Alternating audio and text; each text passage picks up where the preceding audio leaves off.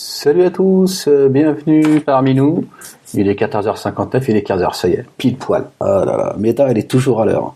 Bon, on a déjà quelqu'un qui est au standard. Voilà, en ce dimanche 24 septembre 2017, il fait beau dehors. Alors, écoutez, je veux pas faire attendre plus longtemps personne qui est au standard. Allez, on va la prendre. Allez, allô. Allez, je m'appelle Grégory. Alors. Allô ? Oui, je t'écoute.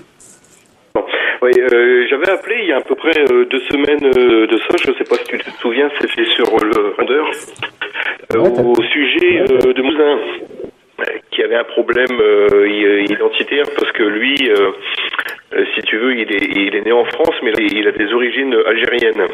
Je ne sais pas si tu te remets un peu. Ouais. Ouais. Donc, ce qui est tardé à te rappeler, c'est parce qu'il y a eu de l'évolution dans ce cheminement. D'accord, ouais, j'ai plus du tout de nouvelles de toi en fait. Je me suis demandé ce qui se passait parce que je t'ai demandé de me rappeler, etc. Et plus de news. Je me suis dit, qu'est-ce que fait Grégory ? Est-ce que il a été assassiné ? Est-ce que il est en vacances ? Est-ce que j'ai pas compris en fait. Non, en fait, j'avais fait une vidéo que j'avais postée, mais je me suis demandé si tu l'avais vue. Mais je ne pense pas apparemment, parce que j'ai du mal faire les choses au niveau de l'adresse mail des compagnies. Si, je l'ai vu. Ok, d'accord. Oui, je l'ai vu. Je t'ai contacté pour essayer je t'ai demandé j'ai laissé un message sous ta vidéo. Je t'ai dit, contacte-moi sur ma boîte mail, moalekamed@yahoo.fr. Mais bon, je pense que toi aussi, ce que tu fumes, c'est un peu trop. Les gars, faut diminuer les doses. Hein. Ça va pas du tout. Hein. Ouais, donc au niveau de mon cousin, il a eu une forte diminution parce qu'on a continué à discuter avec lui, surtout avec son père qui lui est comme toi et plus religieux et fait la prière et lit le Coran. Et pour mettre les points sur les i avec son garçon, il a décidé d'aller faire un tour en Algérie avec lui. Donc ils y sont allés. C'est pour ça que je ne t'ai pas rappelé depuis ce temps-là. Et une fois là-bas, mon cousin a pris une claque parce que là-bas ils lui ont dit qu'il était comment français. Parce que justement il est né en France. Donc à partir de là, lui, lorsqu'il est revenu ici, il ne savait plus trop il ne savait plus où se situer. Est-ce qu'il était français, qu'il était algérien? Donc son père lui a dit directement qu'il était français parce qu'il était né ici. Son père également est né ici. Ils sont ici depuis 3 générations. Et il a abandonné tout ce qui était des Soral et des Conversano et compagnie parce qu'il a enfin compris en écoutant TDO que Soral, Conversano, c'est uniquement de la merde. Ils fonctionnaient que pour leur gueule. Ils menaient un double discours. Et c'est enfin sorti de ça. D'accord, ouais. Donc, une fois encore, un petit jeune que l'on radicalise par des discours, complotistes, antisémites, pro-palestiniens, anti-israéliens, et tout ça dans la tête d'un jeune, et tu vois, il sait plus trop où est-ce qu'il en est. On lui rajoute l'islam du hadith. C'est vrai que pour un jeune de 18 ans, ça commence à faire, ça fait lourd pour ses épaules. Hein. Oui, ça fait lourd. Ça fait lourd pour ses épaules. Et la question d'ailleurs, c'est comment se fait-il que ce petit jeune de 18 ans écoute un discours de Soral, Conversano, cette dissidence, quoi. Qu'est-ce qu'il a C'est la question qu'il aurait fallu poser, lui dire mais qu'est-ce que tu trouves d'intéressant dans leur discours et pourquoi est-ce que tu t'es mis à écouter le discours de ces escrocs, quoi. Je posais la question également avec son père qui est contre ces 2 mecs-là, ces 2 abrutis, on va dire. Et en fait, c'est parce qu'il était complètement perdu au niveau identitaire. Il s'est fait un peu bourrer le crassis par de mauvaises fréquentations, aussi bien du côté musulman que du français dit de souche. Ça aussi, on pourra encore en discuter. Parce que toutes les invasions que France elle a subies, est-ce qu'on est vraiment français de souche, ça reste à prouver. Et donc il s'est mis portée dans leur discours, mais comme je lui ai bien expliqué, je dis, lorsque tu vois le comportement d'un Alain Soral qui est antisémite, qui se dit pro musulman, et qui, lorsqu'il parle de Ahmed Moualek ou même de Conversano, qui dit que ce sont des parasites au RSA, c'est dire l'idée qu'il a de la France d'en bas. J'ai ce mec-là, en cas de guerre civile, il ne faut pas compter sur lui pour prendre les armes et défendre gosse. Tu vas devoir te démerder tout seul parce que lui, il va se battre. Donc ça, il a bien compris parce qu'on y est allé un peu au forcing. Bah, il faut lui dire, faut lui expliquer qu'un gars comme Soral, qui se permet de tenir des propos comme ceux qu'il assume concernant depuis 6 ans, parler de déchéance de Moualek, etc., c'est un gars qui fout rien de ses journées. Soral, c'est pas quelqu'un qui bosse. Soral, il fout rien de ses journées. Il est juste, il fait juste du fric sur la haine d'une communauté en particulier, en faisant croire qu'il en défend une autre. Il vend ses idées.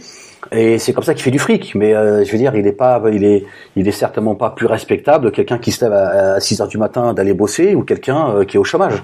Donc il faut aussi arriver à lui expliquer ça à ce jeune, lui dire Soral, il gagne pas son argent, que ce soit lui ou Dieudonné, parce que Dieudonné c'est pareil, même si Dieudonné il propose des choses par rapport à son talent et ses activités et son talent d'artiste, mais je veux dire c'est pareil, c'est tout ça c'est sur le dos d'une partie de la population française qui monte contre une autre.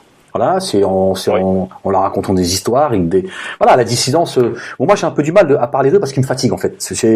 Quand je parle d'eux, c'est très ils me fatiguent parce que moi je les connais mieux que tout le monde et je connais parfaitement qui sont ces porcs. C'est comme ça que je les ai qualifiés il y a 6 ans déjà. C'est vraiment des porcs à tous les sens du terme, mais ce sont des gens qui se permettent de parler, de critiquer Ahmed Moualek, etc., faisant croire que je vivais au crochet de ces gens-là, etc. Voilà, donc ils ont juste pillé le travail, les idées d'Ahmed Moualek, etc. C'est comme ça qu'ils font leur argent et ensuite, sans aucun scrupule, ils vont bien évidemment, sans aucune retenue, cracher sur ceux avec qui ils ont des problèmes. Donc effectivement, demain, si c'est la guerre civile, tu sais où ils seront? Ils seront là où ils sont d'habitude, dans leur chambre d'hôtel à 5 étoiles. C'est ça la vérité. Bah oui. Et en attendant, ils sont en train de bourrer le crâne de cette jeunesse. Dont ton petit cousin qui essaie qui essaie de trouver sa place, d'essayer de comprendre qui il est. Et ben eux ils profitent du vide parce que il y a des gens, ils font pas leur boulot non plus quoi. Je veux dire, ni du côté musulman, ni Marianne a fait ce qu'elle peut, mais lui il est pris en étau entre un discours identitaire musulmaniste et un discours violent, identitaire aussi, de la dissidence, qui sont rien d'autre que des escrocs. Et ben le mec, quand il a 18 ans, comment tu veux qu'il s'en sorte dans tout ça? C'est difficile, hein. Il faut se mettre à sa place, hein. 18 ans, quand tu te projettes pas, quand tu sais pas trop où t'en es, et que t'as deux discours extrêmes qui s'opposent, à un moment donné, tu dis le juste milieu, qui c'est qui s'exprime? Oui, mais tu le dis parfaitement dans tes vidéos. Soral avec son combat soi-disant antisioniste qui pour moi est juste un antisémitisme avéré, parce que il suffit de voir comment est-ce qu'il a traité lors de l'affaire Binti, qui a traité cette femme de négresse et de putain juive. On n'est plus dans le combat antisionisme là. Donc là, lorsque je lui ai fait lire ce passage-là, il était sur le cul, parce que lui il a découvert Soral depuis à peine un an. Donc forcément, moi je te suis depuis la banlieue s'exprime, et donc j'ai suivi toute cette mouvance-là. Maintenant je m'en suis détaché complètement, parce que j'ai très bien lu leur cinéma. Bah, il Il suffit d'aller sur le site Égalité et Réconciliation. Je veux dire, entre leurs cours de Torah qui dégueulent sur les Juifs, concernant le Talmud, entre les discours de Soral et les commentaires qu'on peut lire, il est évident qu'aujourd'hui, ça y est, la ligne entre l'antisionisme et l'antisémitisme n'existe plus. Ça y est, aujourd'hui, c'est comme les musulmans. On parle plus d'islamistes, on parle plus de barbus, on parle des musulmans. Ça y est, la parole s'est complètement décomplexée. Ça, je l'avais prédit. J'avais dit on allait vers une parole qui allait se décomplexer. C'est tout à fait le cas. Moi, j'ai eu ce problème-là au sein de la dissidence quand avec Dieudonné, quand je lui disais en interne, je dis Diodo, on n'est plus dans le combat là. On est dans la haine, il faut repositionner tout ça. J'ai commencé déjà à être qualifié de l'intérieur comme Ahmed il change. Après j'ai été carrément qualifié de traître, etc. Donc mon cheminement en réalité il date pas d'hier. Et aujourd'hui, on s'aperçoit que le discours d'égalité et réconciliation de Soral, d'ailleurs anti-noir, il y en a un là parmi l'équipe de Soral qui fait aujourd'hui qui ferait des vidéos de manière style indépendante. Je sais plus comment il s'appelle. Il avait fait des reportages sur la LDJ, etc., qui aujourd'hui fait des reportages sur la communauté africaine, sur Paris et tout. On voit bien que Soral a un discours anti-africain, mais il le fait faire par quelqu'un de son équipe. Mais faisons croire que cette personne-là, elle est indépendante. Donc ça joue sur tous les tableaux, en fait. Parce que ces mecs-là, ils sont dans le business, ils en ont strictement rien à foutre. Ils ont pas de conviction, ils ont pas de principe, c'est des porcs, dans tous les sens du terme. Et donc, ils pourrissent la tête de la jeunesse et voir des gens... Tu sais, moi, j'ai rencontré même quelqu'un au Qatar. Je dirais pas qui est cette personne, qui gagne 30 000 euros par mois. La personne, elle gagne 30 000 euros par mois. Elle m'a parlé, j'étais dans le désert, j'étais en train de me baigner en pleine mer, en plein désert. C'est-à-dire qu'en plein désert, il y a une mer, il y a la mer en fait, un cadre magnifique, etc., etc. Et donc je discutais avec des gens que j'ai rencontrés, et cette dame elle me dit oui, vous connaissez Laurent Louis, Sora, Dieudonné, tout ça, etc., etc. En fait, elle m'avait reconnu. Alors, je lui dis ouais, je le connais un petit peu, pourquoi, etc., etc. En fait, elle était complètement barrée dans le complotisme. Je me suis dit putain, je vais me reposer un peu, je vais à 6000 bornes en plein désert. Non mais c'est hallucinant. En plein désert, je me baigne tranquille en pleine mer, c'est-à-dire qu'il y avait avec moi le sable et tu vois et nos amis. On tombe sur un groupe d'amis, et donc je discute avec cette personne-là, etc., etc. Donc on était dans l'eau, on discutait et tout. Et donc elle me dit oui tu connais et tout, etc., etc. Et puis elle était en plein complotisme quoi. Donc j'ai discuté un petit peu avec elle, etc., etc. C'est pour te dire que même, tu vois, c'est juste délirant quoi. C'est toutes les classes sociales. Parce que quand je te dis qu'elle touche 30 000 euros par mois, c'est pour te dire que c'est pas ton cousin qui a 18 ans qui se cherche. C'est quelqu'un qui gagne beaucoup d'argent, tout se passe bien, etc., etc. Elle est complètement barrée avec les histoires on a discuté un peu, elle a commencé à avoir le doute, mais elle est complètement barrée dans le complotisme. Les sionistes, ils sont partout, ils tiennent tout. C'était complètement délirant. Je me suis dit, putain, je vais me reposer, je suis là en train de faire l'avocat, des sionistes, du complot. Enfin, c'était complètement délirant, quoi. Mais je me suis dit, bon, voilà, c'est comme ça, voilà, un reconnu, quoi.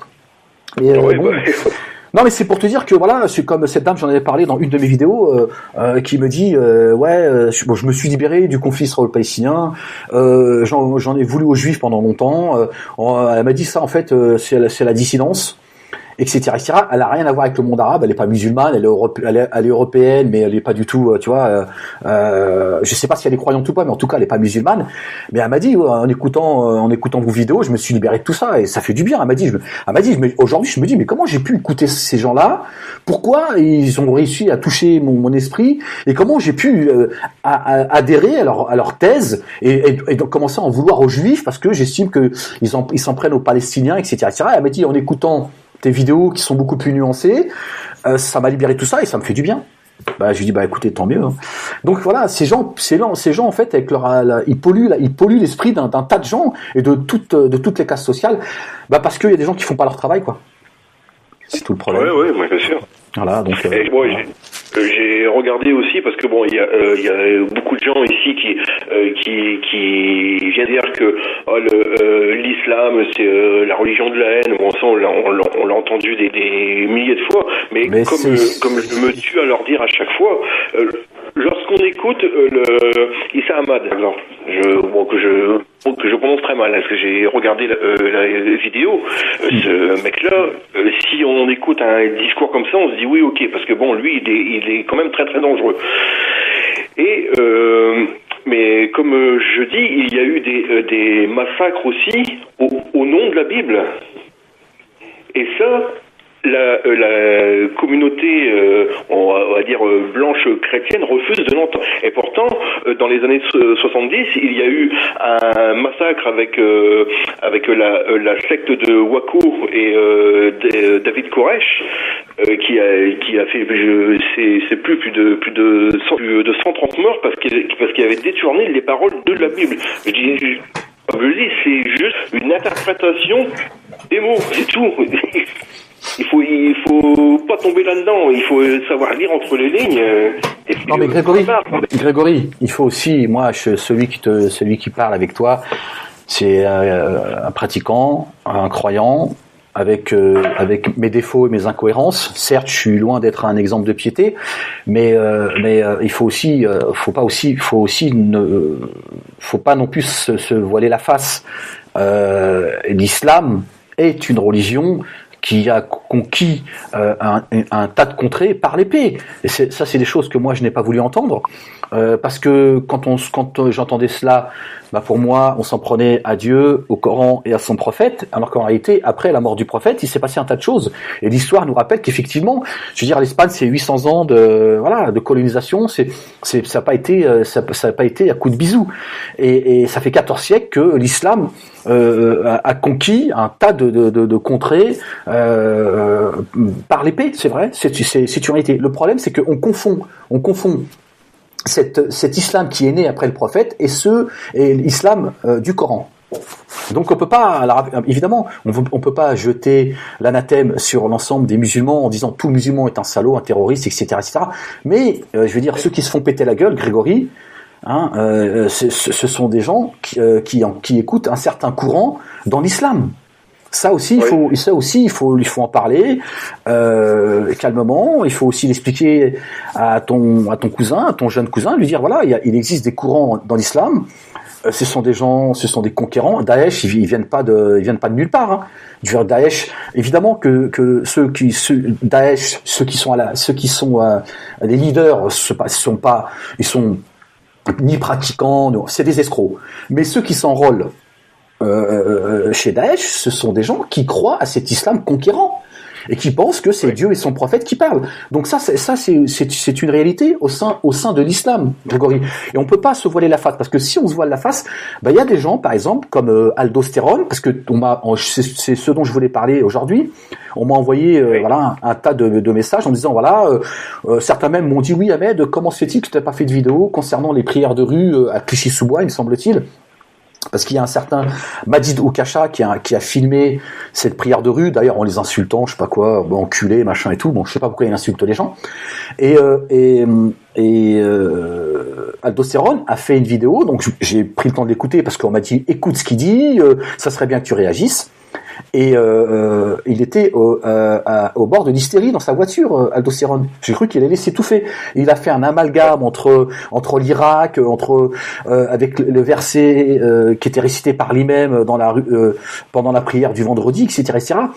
Alors qu'en fait, si moi, en tout cas, en tant que musulman, si je ne donne pas mon avis là-dessus, si je réagis pas par rapport à tout ça, il y a des gens comme Majid Oukacha, comme Aldostérone, qui eux portent une haine viscérale à l'égard des musulmans, qui veulent rendre les musulmans responsables de tous les maux de la terre, ce qui est totalement faux, d'accord. Par contre, il existe une réalité et il faut qu'on en parle.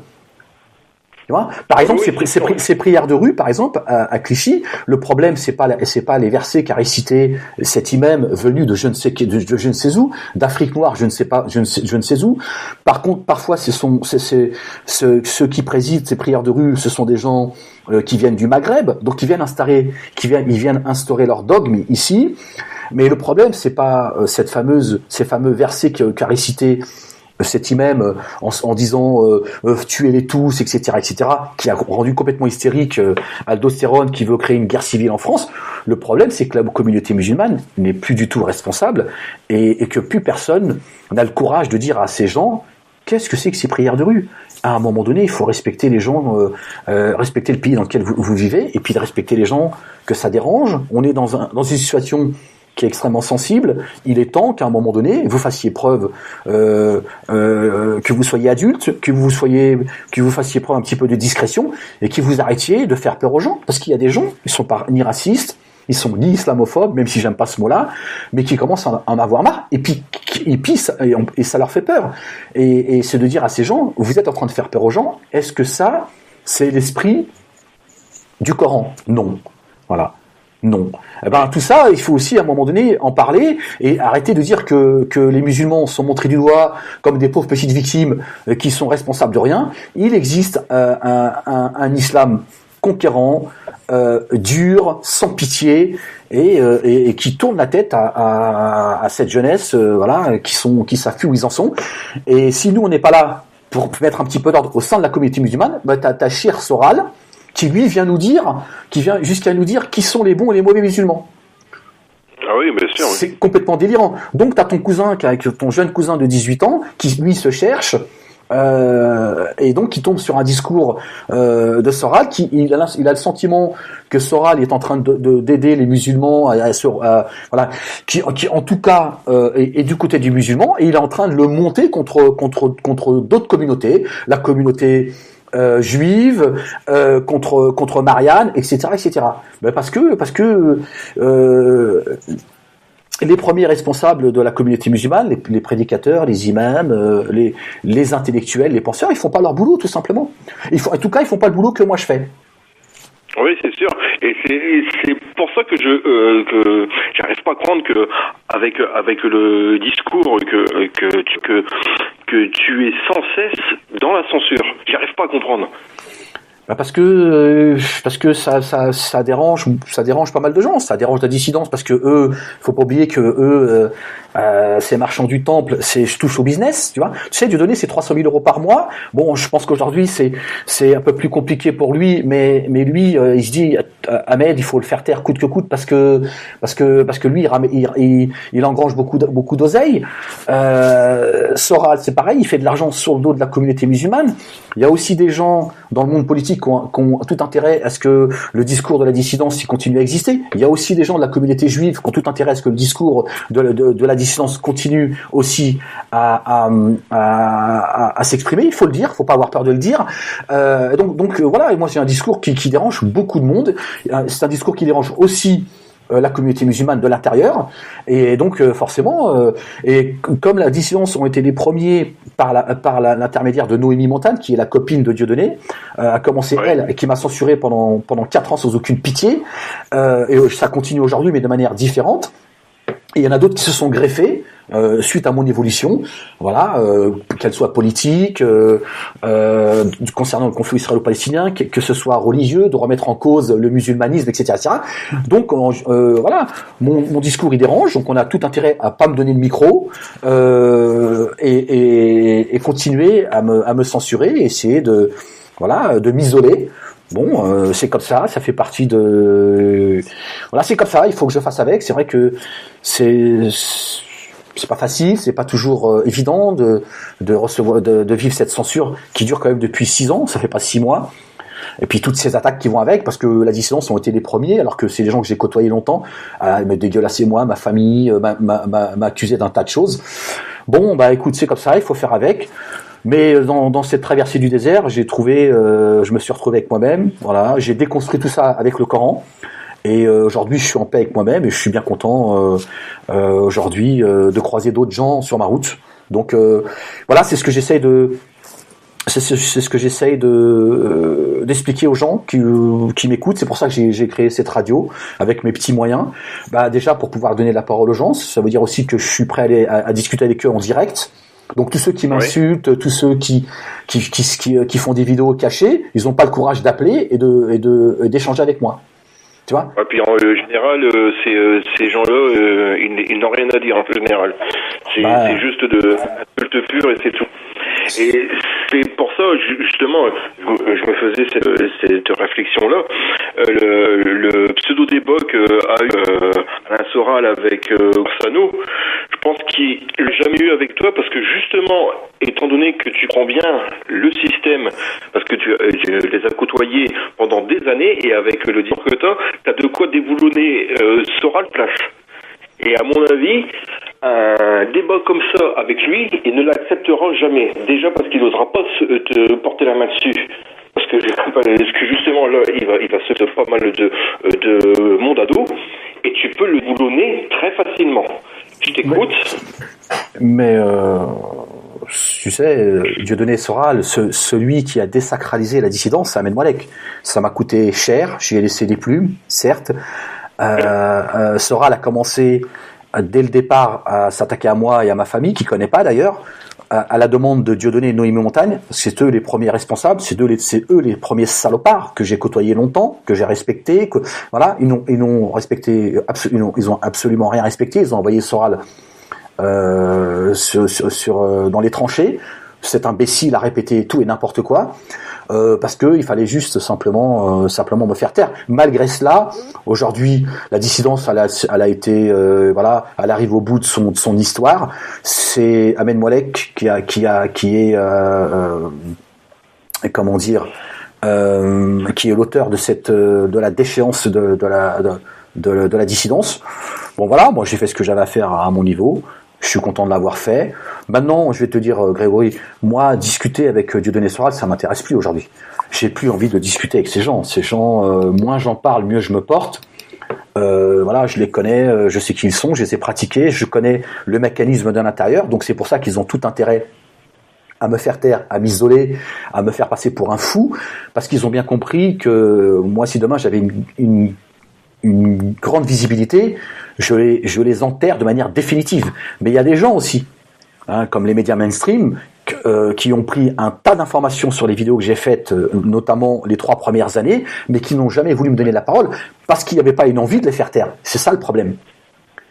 Et que ce soit les médias, que ce soit le CRIF, que ce soit la LICRA, que j'ai contacté il n'y a pas si longtemps de cela, et leur dire si vous voulez aller vers la paix, si vous voulez travailler, je connais le mécanisme mieux que vous, et s'il y a bien quelqu'un qui a fait du mal à Dieudonné Soral, c'est bien Ahmed Moalek, c'est pas vous, c'est pas les associations je ne sais quoi, voilà, et pourtant, ils n'ont pas voulu se rapprocher de moi, donc c'est là où, et tout cela, moi j'ai simplement envie de le mettre en évidence, c'est pour ça que je suis clair, et j'informe les gens, et je leur dis voilà, je me suis approché de ces associations qui ont fait de Dieudonné Soral des vedettes de l'antisémitisme, et je me dis, soit vous êtes incompétents, le CRIF et la LICRA, soit vous vous foutez de la gueule du monde. Voilà.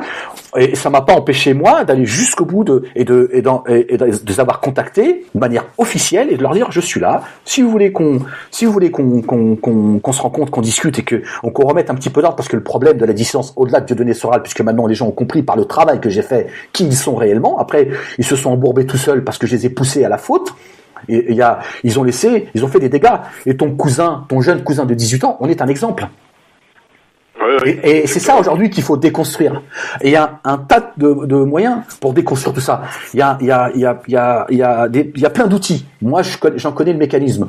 Voilà, j'ai tendu la main à un tas de gens, mais les gens ils bougent pas. Bon voilà, moi je suis là, je suis pas là pour mendier. Je n'attends rien de personne, si ce n'est des gens qui sont de bonne volonté et qui disent bon à un moment donné. Est-ce qu'on déconstruit le travail qui a été fait? Moalek qui vient d'intérieur, aujourd'hui il a cheminé, il a avancé, il tend la main, qu'est-ce qu'on fait? Est-ce qu'on continue à tendre la main à des gens qui nous racontent tout et n'importe quoi? Moi, quand j'entends tous ces gens qui veulent déradicaliser tout le monde, parfois même qui reçoivent des subventions à hauteur d'1 million d'euros, je me dis, mais de qui? On se fout de la gueule de qui, quoi? C'est complètement délirant. Moi, avec mes petits moyens, sans prétention aucune, j'ai été beaucoup plus efficace et j'ai fait beaucoup plus j'ai été beaucoup plus efficace que tous ces gens qui sont grassement payés, qui parfois même vont écrire des bouquins avec des mecs qui te disent sur des plateaux télé, oui, je suis responsable des attentats en France. Moi, je me dis, mais attends, ce jeune qui a été reçu chez Ardisson. Alors, je jette pas la pierre à Ardisson. Ardisson, il l'a reçu. Je pense qu'il a bien fait de lui donner la parole. Mais à un moment donné, il faut qu'on tire quand même des leçons de qui on fait venir sur un plateau télé. Et le mec, tu vois, il te dit, oui, je suis responsable. Des attentats commis sur le territoire français. J'ai écrit un livre pour déradicaliser ou par prévention. Non mais on se fout de la gueule du monde ou quoi? Donc c'est là que tu dis si c'est de l'incompétence Comment ces gens vont combattre le terrorisme alors qu'ils sont incapables, tu vois, de comprendre le mécanisme, de pouvoir déradicaliser des gens comme moi je le fais à mon niveau. Moi, il y a des gens qui m'ont dit, Ahmed, heureusement j'écoute tes vidéos, parce que moi j'étais parti en sucette. Parce que on vit une époque, toi tu le vois avec ton jeune cousin, il y a beaucoup d'angoisse, il y a beaucoup de colère, il y a beaucoup de peur, et il y a des gens qui s'amusent avec ça et qui sur le net appellent à la haine. Il suffit de lire les messages me concernant, de lire les messages qu'il y a sous les vidéos d'un Majidou Kacha, d'un Aldostérone. Les mecs ils se lâchent quoi.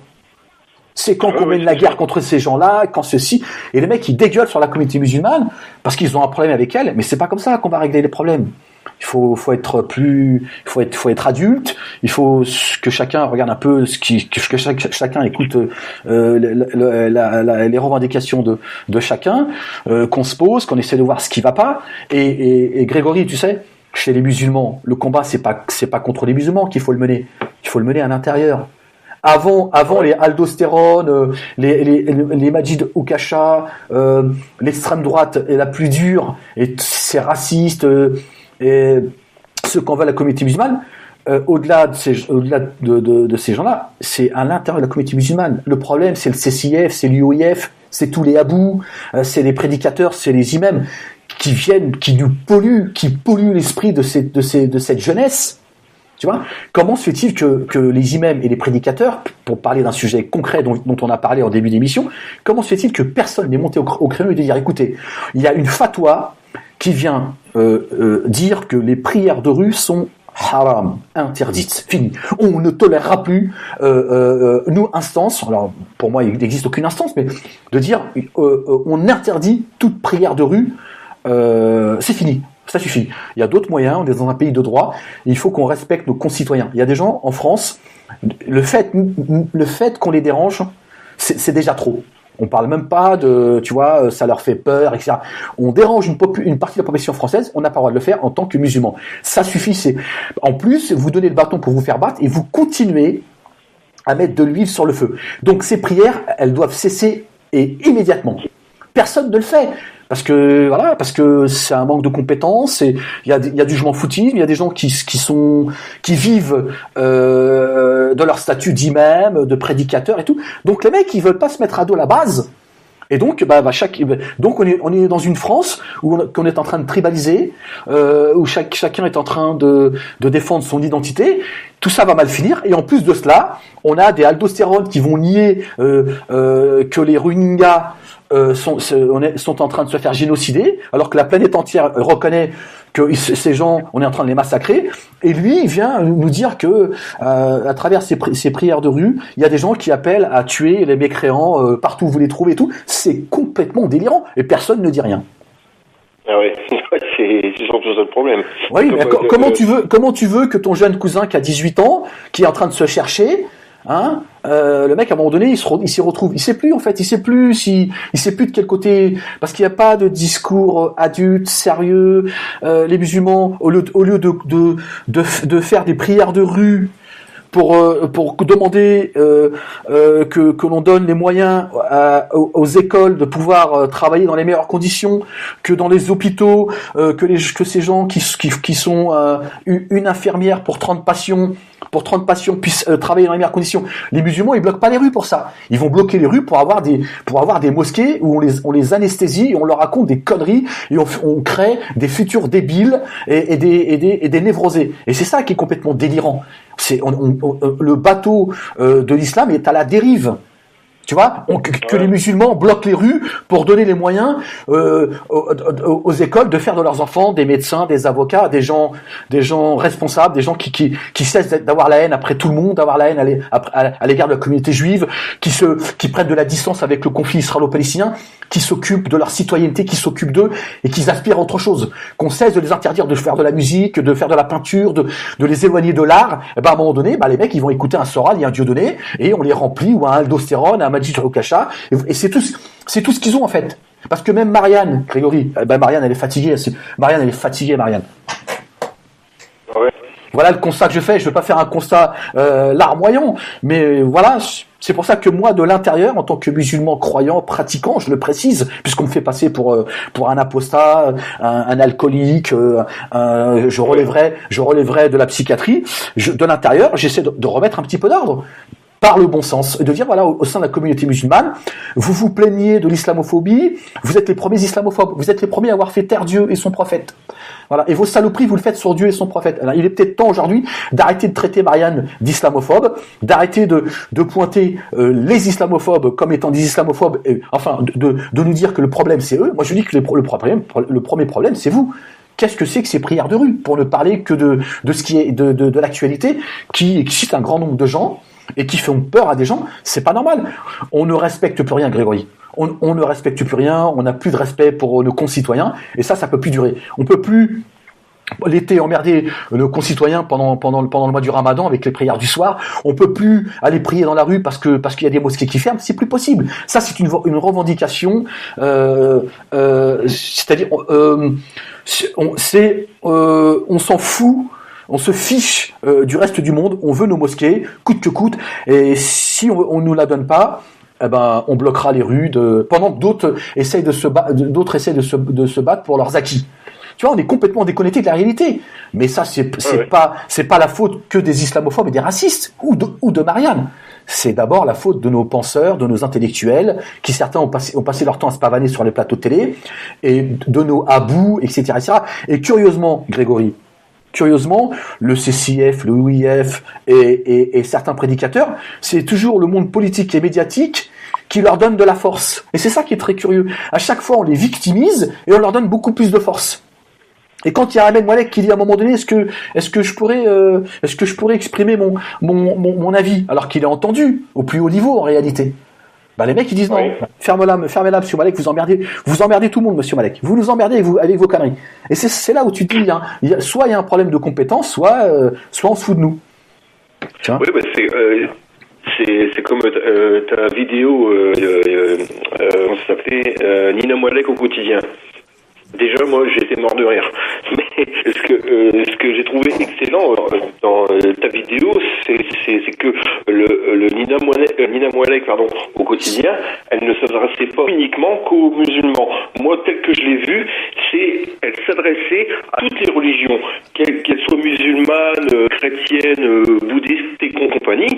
Moi, ce que j'ai vu dans ta vidéo, et je l'ai perçu comme ça, c'est qu'une femme, avant tout, qu'elle soit voilée, que ce soit une bonne sœur ou ce que tu veux, en dessous il reste une femme avec appel de la chair. Moi c'est comme ça que je l'ai vu. Oui, on peut le voir comme ça. Sinon. On peut le voir comme ça, Grégory. Mais Nina, ma frangine que j'embrasse bien fort, qui pour l'instant est très discrète. Elle est restée discrète. Elle voulait répondre. Elle était partie dans un sex shop halal. Elle a acheté Mais je lui ai dit, écoute, Nina, s'il te plaît, tu te calmes. Elle m'a dit bon, mon frère, ok, très bien, mais elle a répondu à ceux qui se sont greffés à la censure, et elle leur a répondu par l'humour. Elle leur a répondu par l'humour. Mais cette secte, ils n'acceptent pas que dans ce pays, on a le droit aussi de répondre aux agressions, qu'elles soient verbales ou que ce soit ces agressions par la censure, de répondre directement à ces gens-là par l'humour, mais pour toucher aussi une réalité. C'est pas s'amuser pour s'amuser, c'est pas se moquer pour se moquer. Nina, elle s'est amusée d'une réalité. D'un courant qui existe au sein de la communauté musulmane, qui viole leurs propres femmes à coups de hadith, c'est-à-dire que sur le dos du prophète. Et Nina, en tant que femme voilée, elle a dit stop, elle a dit ça suffit. Elle était mariée à un ex salafiste. C'était Rocco Siffredi du hadith. C'est-à-dire que le mec c'était un spécialiste tu vois. Donc elle s'est amusée avec cela. Et elle a dit ça suffit. Au sein de la communauté musulmane, il faut arrêter vos saloperies. Bon, tout de suite, on a attaqué son frère Ahmed, espèce de salaud. Alors les mecs menacent de mort et tout, on va te pendre et tout. Bon, écoute, qu'est-ce que tu veux que je te dise ? On essaye moi et Nina, on essaye de s'exprimer avec nos moyens, comme on peut. Mais c'est pas facile. Pas facile, et tu remarqueras que ceux qui se battent au nom de la liberté d'expression, ce sont les premiers qu'on censure Ahmed depuis 6 ans déjà. Et ce sont des gens tels que Dieudonné qui la semaine passée s'est permis de toucher à la vie privée de l'animatrice chez Ruquier. en parlant de choses extrêmement privées, des choses extrêmement dégueulasses, quoi. Bon, ça, par contre, tu as le droit. C'est ça qui est. Oui, mais... Moi, je dis, oh, ta gueule, hop, on me censure. Ouais, Moalek, il a dit ta gueule. Ah, ils ont dit encore lui, putain. Allez, hop, vous fermez ce. Dieudonné, il se permet de mettre des vidéos titrées la salope de Manuel Valls et tout. Et ça, tout ça, ça fonctionne. Il y a aucun problème. C'est là où je dis, bon. Les gars, vous allez suivre encore la dissidence encore combien de temps? Parce que vous n'avez pas le sentiment qu'elle est protégée, cette dissidence, quand on a Noémie Montagne, que je connais bien, que je connais très très très bien, qui fait des transactions depuis sa société, La Plume, sur son compte personnel, 3 chèques, un de 100 000 euros, un de 80 000 euros et un de 45 000 euros, sortis dans le canard enchaîné. Moi, si je fais un chèque pour acheter une boîte de conserve et il n'y a rien sur mon compte, c'est 6 mois avec sursis. Tu vois, ouais. il y en a, ils ont pris 2 mois ferme parce qu'ils ont volé, tu vois, une sardine parce qu'ils avaient faim. Donc c'est là où tu te dis, bon, je comprends pas, je veux dire, ces soi-disant ennemis de la République qui polluent les esprits, qui sèment le désordre dans cette société, on n'arrive pas à les faire taire. Alors que Moalek, on fait fermer son Facebook comme ça, en claquement de doigts, son compte YouTube en claquement de doigts, alors qu'on a des gens comme Dieudonné Soral qui vivent. Leur colonne vertébrale, c'est Facebook. Personne n'est capable de le faire fermer. Personne n'est capable comment ça se fait que ces huissiers qui, les journalistes du Canard enchaîné ont prouvé que Noémie Montagne avait viré presque 200 000 euros de son compte de son association La Plume sur son compte privé, et elle n'a aucun problème. Là, tu te dis merde, qu'est-ce qui se passe dans ce pays? C'est pas très clair, tout ça. Ils prétendent combattre le système, mais pour moi, ils n'ont jamais le système. Pour moi, ils sont mal dans la eux. Et ils ont même pris les bases du système qui le prétendent combattre pour refaire le même système, mais pour eux. Les gens ne prennent pas ça. Ils sont le système, et je te dis, c'est des porcs.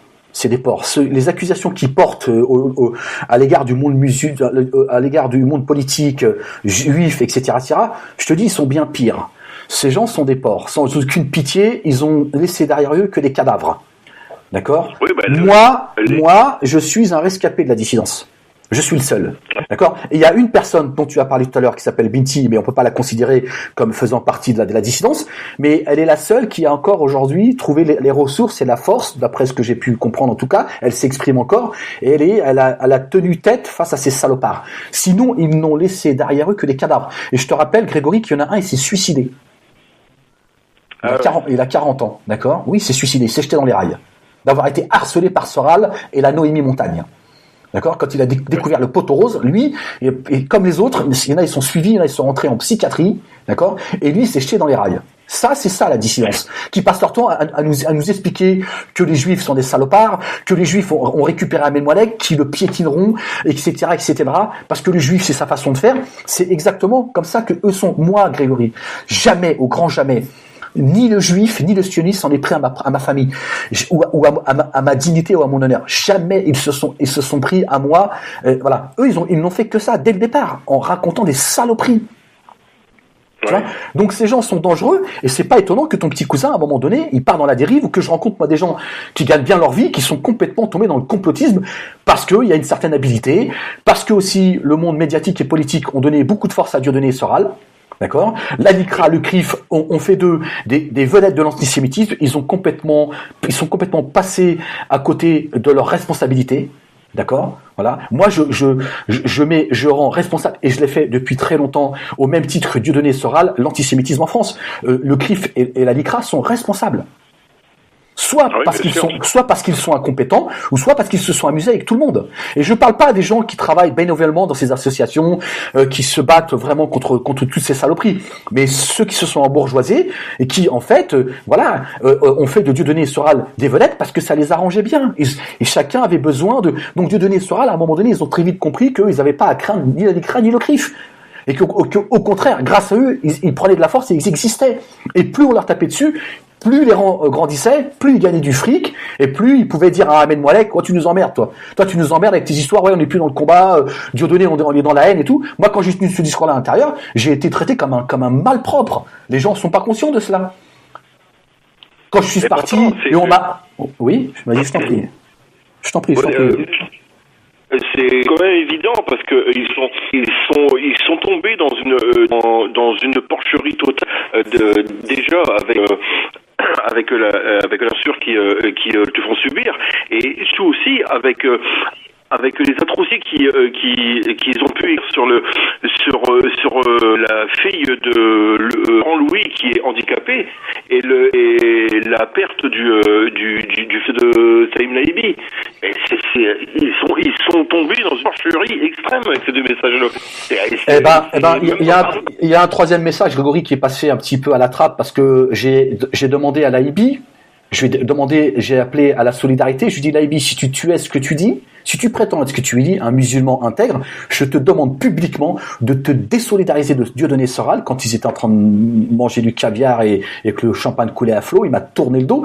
Dieudonné a écrit, et Noémie Montagne ont écrit, le saloperie sur moi et ma famille, mais abject, au nom de son directeur de publication. Et Dieudonné a dit, allez voir ce qu'a écrit mon directeur de publication. Vous allez voir, ça pique les yeux. Quand Dieudonné avait une grande visibilité, ça a été ce qu'il a écrit sur moi et ma famille, d'une dégueulasserie sans nom. Mais ça, c'est passé. J'ai demandé à Islam et Info, j'ai dit à Islam et Info, pourquoi vous relayez la saloperie qui a été écrite sur la fille adoptive de Laurent Louis, alors que moi, ton frère en islam, vous faites comme si que, il me dit oui, mais voilà. Parce que ils préfèrent un Laurent Louis qu'un Ahmed Moualek qui, pour eux, est nul n'est prophète dans son pays.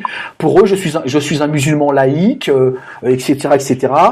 Donc, ils ont, voilà. Mais Dieudonné et Soral, je veux dire, la communauté juive, la communauté sioniste n'a jamais écrit ou dit des saloperies que Dieudonné a écrit. C'est abject qu'il a écrit sur moi et sur ma famille, qui connaît à peine, en fait. Et Dieu merci. Ouais. Voilà. C'est aussi ça, ces gens. C'est ça leur méthode, Grégory. Grégory, c'est ça leur méthode. Et moi, Grégory, quand j'ai eu affaire à un grand nombre de journalistes, ils sont venus chercher des infos chez moi. C'est tout ce qu'ils voulaient.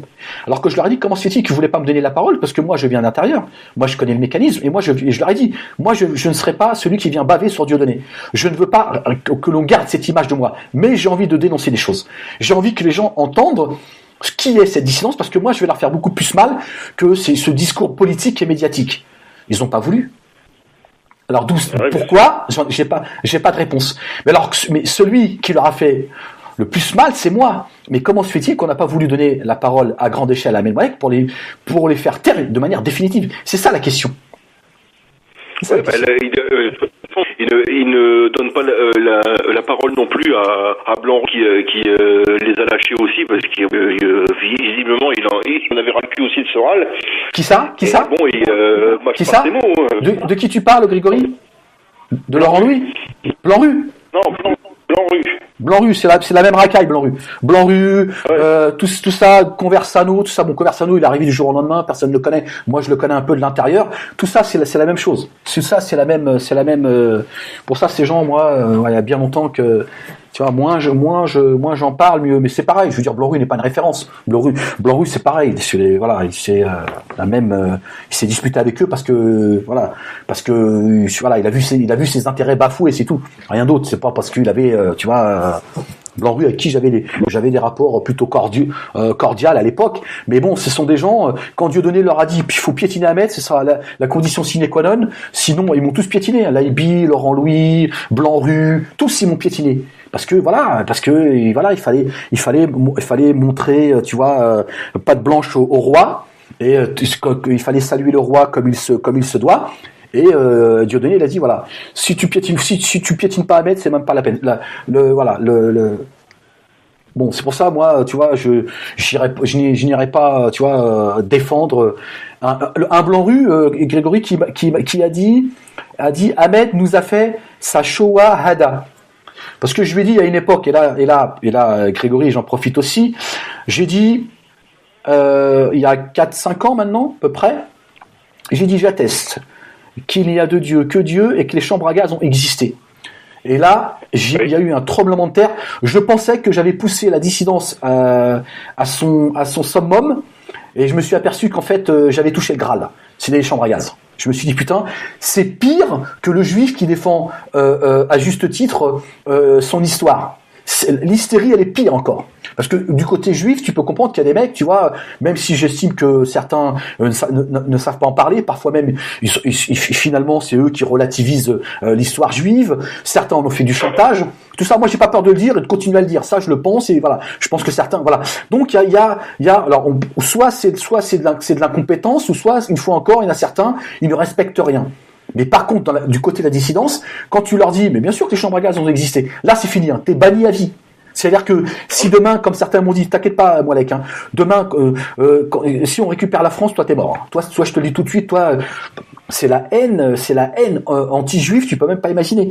Donc c'est ça aussi, Blanc-Rue, tu vois. C'est le mec, il a dit, Moalek, Ahmed nous a fait la Shoah Hada. Je lui ai dit, la ilaha illallah, et les chambres à gaz ont toujours existé, je t'emmerde. C'est ça la dissidence aussi. La dissidence, c'est à un moment donné, si de l'intérieur, tu dis, moi je suis pas Diodo, faut qu'on arrête là, il y a des gens qui sont en train de nous mettre là où ils ont envie qu'on soit, et là on est dans la haine, Diodo. Moi je suis pas né pour ça, et d'abord j'ai pas le temps. D'ailleurs, c'est une phrase que Dieudonné a récupérée, et une fois encore, il a fait rire son public avec des phrases qu'il a reprises de moi. Je lui ai dit, Diodo, là on est dans la haine, on n'est plus dans le combat, il faut repositionner tout ça. Eh ben la liberté d'expression au sein des dissidences, il y en a pas, Grégory. Ils se sont accaparés la liberté d'expression. Il n'y a pas de, tu vois, en Israël, tu sais pourquoi il n'y a pas de dissidence? Parce qu'il y a une véritable liberté d'expression en Israël.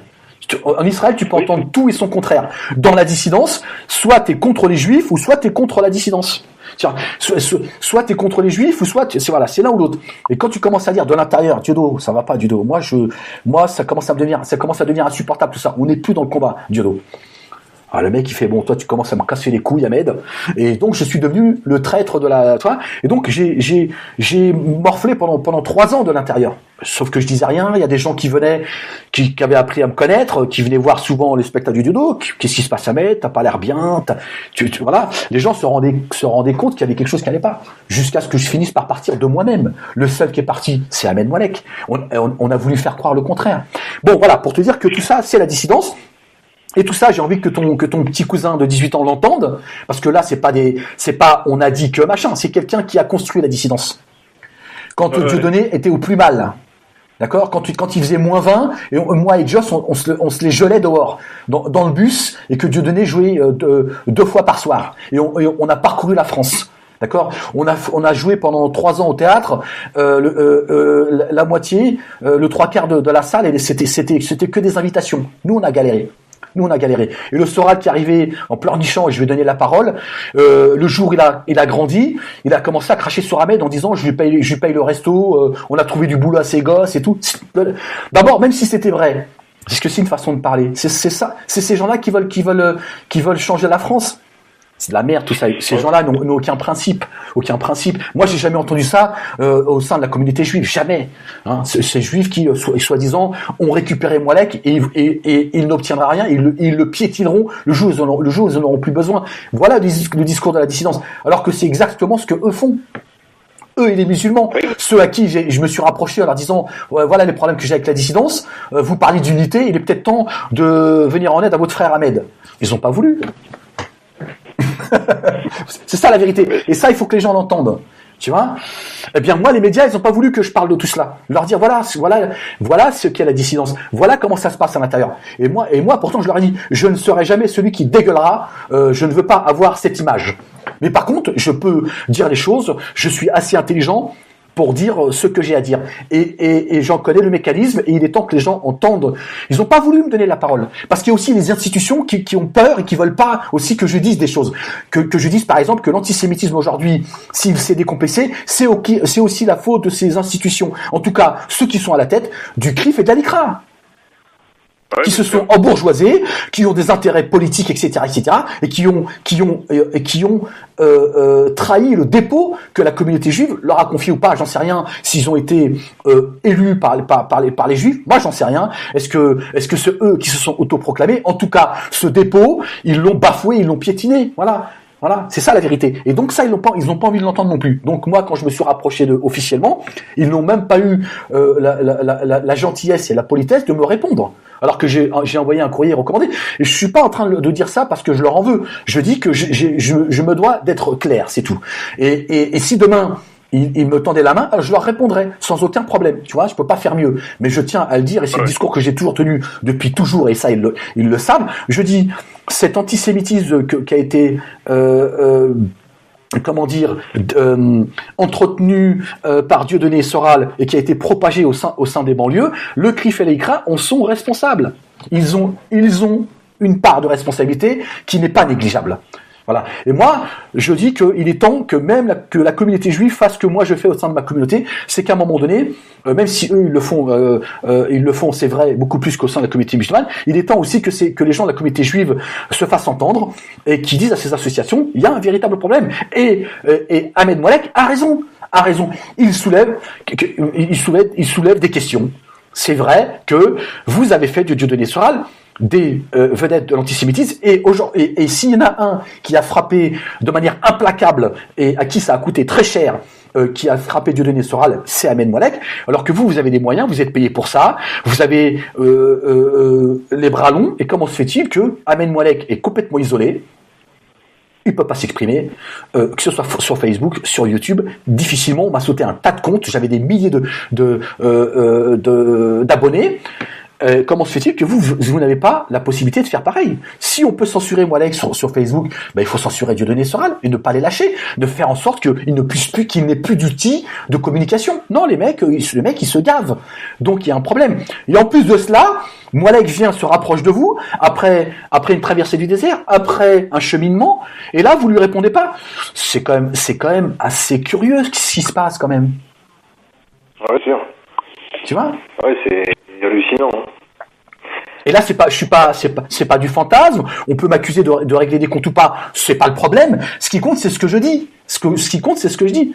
Il y a quand même un problème. Oui, il y a quand même un problème dans ce pays. Il y a un problème avec la censure. Comment se fait-il que Facebook ait censuré des gens sur une île qui ont subi une tempête, la tempête Irma, qui ensuite étaient en danger de mort parce qu'il y a des gens armés s'en prenaient aux civils, et que ces gens se plaignaient d'être censurés par Facebook dans les minutes qui suivent, alors que c'est des gens qui sont en danger, qui sont en train d'appeler au secours. On devrait porter plainte contre Facebook, contre non-assistance en personne en danger. C'est des gens qui pleurent sur Facebook en faisant des vidéos en disant, s'il vous plaît, téléchargez des vidéos, faites tourner, Facebook nous censure, nous sommes en danger, on n'a plus à manger, on n'a plus rien, on vient d'être frappé par la tempête, et en plus de ça, il y a des gens qui sont armés et qui tirent sur tout ce qui bouge. Ils sont censurés, et on ne peut pas censurer Dieudonné Soral. Non, mais il y a un problème.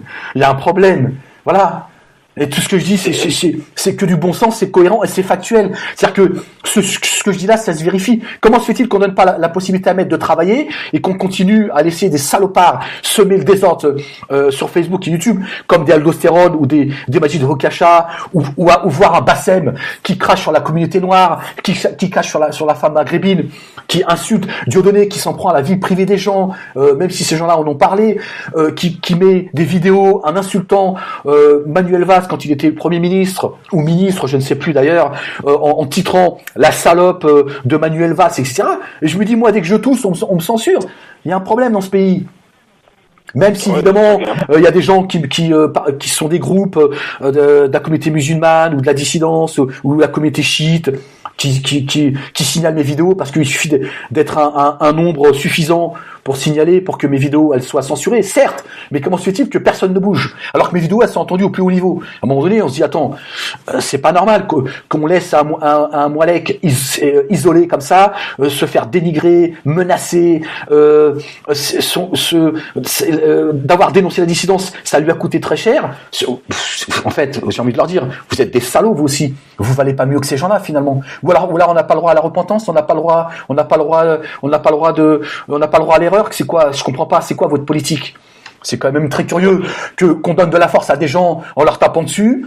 Ça devient des stars de la communauté musulmane, ça devient des stars de la dissidence. Tout ça est très curieux, Grégory. Et crois-moi, je suis dans la retenue dans tout ce que je dis. Hein, je dis les choses de manière la plus, tu vois, parce que t'inquiète pas, c'est bien plus crasseux que ça encore. Et à tous les domaines, hein, à tous les domaines. Si aujourd'hui on a racialisé les rapports, c'est parce qu'il y a certains on laissé faire. Moi, je l'ai dénoncé il y a 10 ans déjà, même quand j'étais au sein de la dissidence, je dis il y a un problème, c'est qu'on est en train de racialiser les rapports et ça me plaît pas trop. Voilà. Et aujourd'hui, je dénonce un tas de choses, mais on me laisse dans l'isolement et on continue à laisser des gens continuer à se pavaner alors qu'il y a des gens qui étaient en danger sur une île, on les a censurés dans la minute. Bon, il y a bien un problème, Grégory. C'est clair. Oui, c'est sûr. Ouais, c'est pas normal. Bah, c'est tout ça qu'il faut faire entendre à ton petit cousin et lui dire voilà, j'ai eu une discussion avec Ahmed Moualek, écoute ce qu'il te dit, écoute les informations qu'il donne et écoute tout ce qu'il dit, c'est factuel, c'est tout ça, tu peux le vérifier et tu verras bien qu'effectivement il y a un deux poids deux mesures dans la censure, ce que vit Moualek depuis 6 ans et la tempête Irma est venue confirmer de manière implacable et de manière définitive qu'effectivement Moualek est aussi censuré au-delà de la dissidence et au-delà de la communauté musulmane. C'est qu'il y a des gens qui n'ont pas envie que Moualek s'exprime et la preuve c'est qu'il y a des gens qui étaient en danger sur une île, elles ont été censurées par les plus hautes autorités. Parce qu'il y a aussi le monde politique qui a besoin, à un moment donné. Il y a des gens en Guadeloupe, en Martinique, ils ont récolté des tonnes de vivres. On a empêché que ces vivres soient distribués à la population qui est en danger, qui n'a pas mangé et bu depuis plusieurs jours. Pourquoi ? Parce qu'il faut que ce soit le gouvernement français qui vienne en aide à ces gens-là pour leurs histoires, pour leur politique politicienne. Voilà, tu vois, ça aussi c'est crasseux et c'est dégueulasse. Donc ces gens préfèrent avoir à des gens dégueulasses comme Dieudonné Soral parce qu'ils sont beaucoup plus malléables et ces gens on peut les tenir. Un mec comme Ahmed Moualek, il est difficile à tenir et non pas parce qu'il est pas raisonnable, mais qu'ils disent le mec, tu vois, il a rien à se reprocher, donc lui on peut pas le tenir. Donc quand on a des méthodes crasseuses, il vaut mieux avoir affaire à des crasseux. Voilà, voilà, si ça peut résumer un petit peu c'est un peu ça. Voilà. Donc pourquoi certains sont censurés et d'autres s'en prennent à la communauté musulmane de manière aussi, tu vois, Aldo Serron qui rend responsable les musulmans de France comme, tu vois, qui pousse à la guerre civile, qui souhaite qu'une chose, c'est que ça pète parce que lui il porte une souffrance. Un Majid Oukacha, il est parti d'islam, le mec il parle et il pense plus à Dieu que tous les musulmans de la terre. Oukacha, t'es sorti de l'islam, va jouer au foot, je sais pas, va te baigner, je sais pas, change de coupe, je sais pas, fais-toi homosexuel, je sais pas, trouve-toi quelque chose qui te motive dans ta vie que de cracher sur les musulmans, sur Dieu et son prophète toute la journée, tu vois. Tu vois, on est dans la haine absolue, tu vois, contrairement à moi, parce qu'on essaie de me lier à Aldo Serron et Majid Oukacha, je n'ai rien à voir avec ces gens-là. Moi, je m'en prends pas à la communauté musulmane parce que j'ai un problème avec elle en tant que communauté de foi. J'appartiens à cette communauté de foi parce que j'ai envie de mettre un petit peu d'ordre à l'intérieur. Parce que j'ai compris beaucoup de choses de par mon cheminement, beaucoup de choses. Mais curieusement, il faut faire taire Ahmed. Bon, voilà Grégory, écoute, je te remercie en tout cas je sais pas, tu voulais peut-être rajouter quelque chose, pardon, excuse-moi. Oui, est-ce qu'il serait possible qu'on se fasse un Skype un de ces jours, parce que pour aborder un autre thème, je vais un peu laisser la chose aux autres. Écoute, parce qu'en fait, c'est le thème de l'immigration, parce que justement, je suis bien placé pour en parler, parce que j'habite Calais. Écoute, moi je t'avais appelé pour ça, donc moualekahmed@yahoo.fr et tu me rappelles que c'est toi et puis après on en parle en off et puis je me ferai un plaisir de faire un Skype avec toi et puis on le mettra sur le net avec plaisir. Ouais, d'accord, ouais. Ok, Grégory. Je te remercie Ahmed de m'avoir appelé puis avec plaisir. Bon courage et puis moi si tu as besoin que je discute un petit peu avec ton cousin, ce sera avec plaisir parce que voilà, dis-lui bien, il y a des gens en écoutant mes vidéos et qui m'ont dit que ça leur avait fait beaucoup de bien et qu'ils étaient un petit peu sortis de pas mal de choses et que effectivement, ils commençaient à se radicaliser dans leur façon de voir les choses et que cela leur avait fait du bien d'entendre mes vidéos. Donc si moi je peux lui être utile à lui aussi, ce sera avec grand plaisir, Grégory. Maintenant, il écoute tes vidéos, maintenant, vu qu'il est sorti de tout le Big Mac Soral et compagnie. Maintenant, il est dirigé vers tes vidéos et il est en même temps que son père qui a le discours que le tien. Donc, il fait deux appuis. Donc, là-dessus, on est... Bon, déjà, le fait qu'il s'est évacué de Soral et compagnie, c'est déjà un gros pas en avant lui. Parce que là, il est droit dans un mur. Bon, bah écoute, tant mieux. Bon, écoute, tant mieux. En tout cas, voilà. Embrasse-le pour moi. Et puis, si t'as besoin, je suis là. Et puis, contacte-moi sur ma boîte mail. Ok, Grégory? Ouais, d'accord. Bah, j'enverrai le lien avec mon nom dessus. Ça marche. Ok. À très vite, Grégory. Oui. Bah, je te souhaite bonne journée. Ouais, et à la prochaine. Ouais. Merci à toi. Bon dimanche, Grégory. Salut. Ciao. Salut. Voilà. Bon, longue discussion avec Grégory, mais bon, il avait besoin de. Bon, on va prendre une personne juste après, qui est au standard depuis tout à l'heure. Allô? Oui, allô? Oui, allô? Bonjour. Bonjour. Oui. Alors, je me présente, Linda. Bonjour, Linda. Voilà, moi, je voulais vous dire, je peux dire tu? Bien sûr, avec plaisir, sans problème. Alors, tout d'abord, Ahmed, j'aurais voulu te dire, c'est pour ta barbe. Pas de barbe, tu te rases, mais au moment que tu te rases, comment on appelle ça? Tu n'es plus mignon pour moi. Il faut laisser sa barbe de 3 jours. Non, je t'écoute, Linda.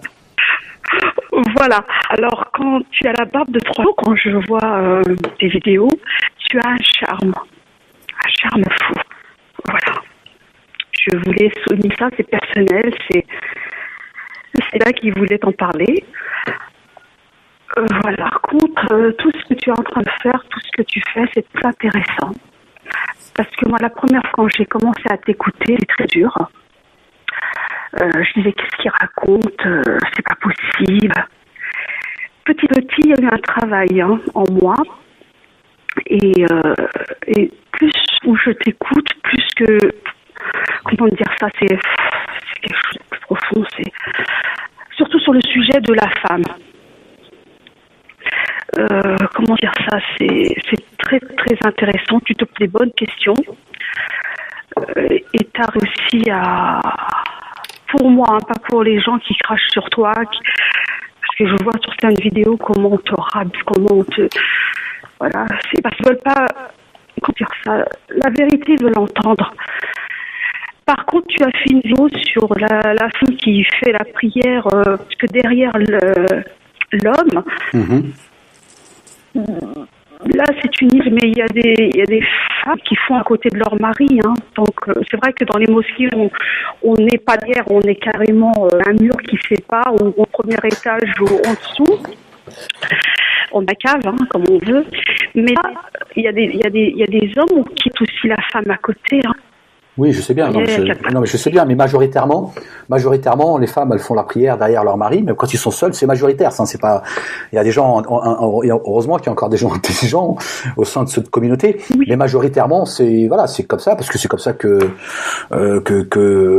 les choses sont expliquées. Et, la femme, elle fait, même quand elle est seule avec son mari, elle fait sa prière derrière son mari. Et évidemment, la femme ne peut pas présider la prière. Ce qui est en fait ce qui est scandaleux, parce que ça veut dire que l'homme infirme la validité de la prière de sa femme. Et au nom de quoi, en fait? Au nom de quoi la femme ne pourrait pas, si une femme qui connaîtrait mieux le Coran que son mari, qui serait plus connaisseuse que son mari islamiquement parlant, elle ne peut pas présider la prière avec son mari dans son foyer. Mais je trouve ça complètement c'est incroyable, quoi. Incroyable, parce que l'homme, par son statut d'homme, il invalide. Donc finalement, je me dis que je sais même pas pourquoi elle prie, la femme, en fait. Moi, j'ai envie de dire aux femmes, arrêtez de prier, quoi. Vous servez à rien, en fait. Non, on peut continuer à prier, mais non, il y a certains hommes, on va pas dire, moi je suis pas rentrée dans les foyers des gens. Non, mais est-ce que Linda, est-ce que tu as entendu ce que j'ai dit? Non, parce que la femme ne peut pas prier je parle pas de femmes imams, etc., etc. Ça, ce sera en l'an 4000, tu vois. Mais qu'une femme à la maison ne peut pas présider. C'est comme ça. C'est comme ça. C'est les savants qui ont décidé qu'une femme ne peut pas prier à la maison, ce qui est son mari et ses enfants derrière elle, parce qu'elle est femme. C'est complètement délirant. Donc pour moi, ça veut dire qu'en fait, la femme, elle compte pour rien, quoi. C'est-à-dire comment on peut invalider sa prière parce qu'elle est femme, alors qu'elle est beaucoup plus connaisseuse que son mari. C'est complètement délirant. Mais ça, apparemment, voilà, ça dérange personne. Et on est arrivé même à un stade où les femmes, elles pensent que c'est normal et elles pensent même qu'elle est née tordue, en fait, avec leur fameux hadith, tout ça. Non, il y a des choses qui sont très, c'est complètement délirantes et en fait, je sais pas comment vous, femmes, vous pouvez accepter que vous êtes née tordue, parce qu'on vous a expliqué que vous êtes née de la côte de Adam. Et c'est le discours des femmes. Non, je peux dire que je ne suis pas tordue. J'ai fait des rallots d'IRM dans ma vie, mais je suis pas tordue. Hein. Bah oui, mais Linda, je pense que tu connais ce fameux hadith qui vient flatter la femme en disant parce que c'est toute la subtilité. C'est le prophète, alayhi salatu wassalam, il a dit quand vous voulez redresser la femme, faites-le avec amour, avec gentillesse, avec tendresse, les bisous, la mer, les oiseaux, la campagne, parce que elle a été créée. Elle est sortie de la côte d'Adam et le prophète il a dit la côte, comme vous le savez, elle est tordue et si vous voulez la redresser, elle va casser. Donc allez-y doucement. Donc en flattant la femme avec un discours prenez soin d'elle et tout machin, quand même le prophète nous explique que la femme par essence elle est tordue. C'est complètement délirant en fait qu'il y ait des femmes qui disent oui mais c'est comme ça Ahmed, voilà, c'est pas la peine de vouloir défendre la femme elle est née tordue, faut l'accepter, c'est la volonté de Dieu, la femme elle peut pas présider la prière et tout. Et je me dis pourquoi pas, mais moi je trouve ça délirant que ces femmes elles entretiennent ce discours. Oui. Moi, je dis pas toutes les choses parce que moi, j'ai un cerveau, je réfléchis beaucoup. Il faudrait remettre aussi en question, il faut avoir le cran de le dire, de retracer des hadiths. Il y a des hadiths que vraiment, je sais pas, parce que moi, tous les hadiths, je les prends en compte, je le dis. Parce que quand je lis le Coran et je regarde les hadiths, non, je me remets directement après au Coran. Parce que la parole de Dieu, elle est... Il faut l'élever, c'est pas le hadith qui prend le pouvoir. Les hadiths, c'est aussi pour savoir le comportement de Dieu, le comportement du prophète et tout ça. Mais comme on dit, il y a des hadiths aussi qui sont plus avantageux pour l'homme que la femme. Là, non. Moi, étant femme, je parle... Étant femme, moi, de moi-même, non, je suis pas d'accord. Moi, non. Et puis, il y a le milieu aussi où j'ai vécu. Je vis en France. Il y a la culture française. Quand on bassine, oui, t'es maghrébine, on me le dit beaucoup. Oui, je suis maghrébine. Oui, j'ai l'histoire de mes parents. Je ne connais rien du Maghreb.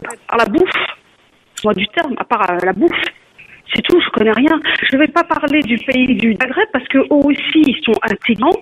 Ils ont leur sang, parce que heureusement, le Maghreb, avant, il n'y a pas que le savon de l'Arabie Saoudite, de l'Égypte et de l'Égypte. Ça, nous avons nos savons, mais les savants du Maghreb se font par le Moyen-Orient.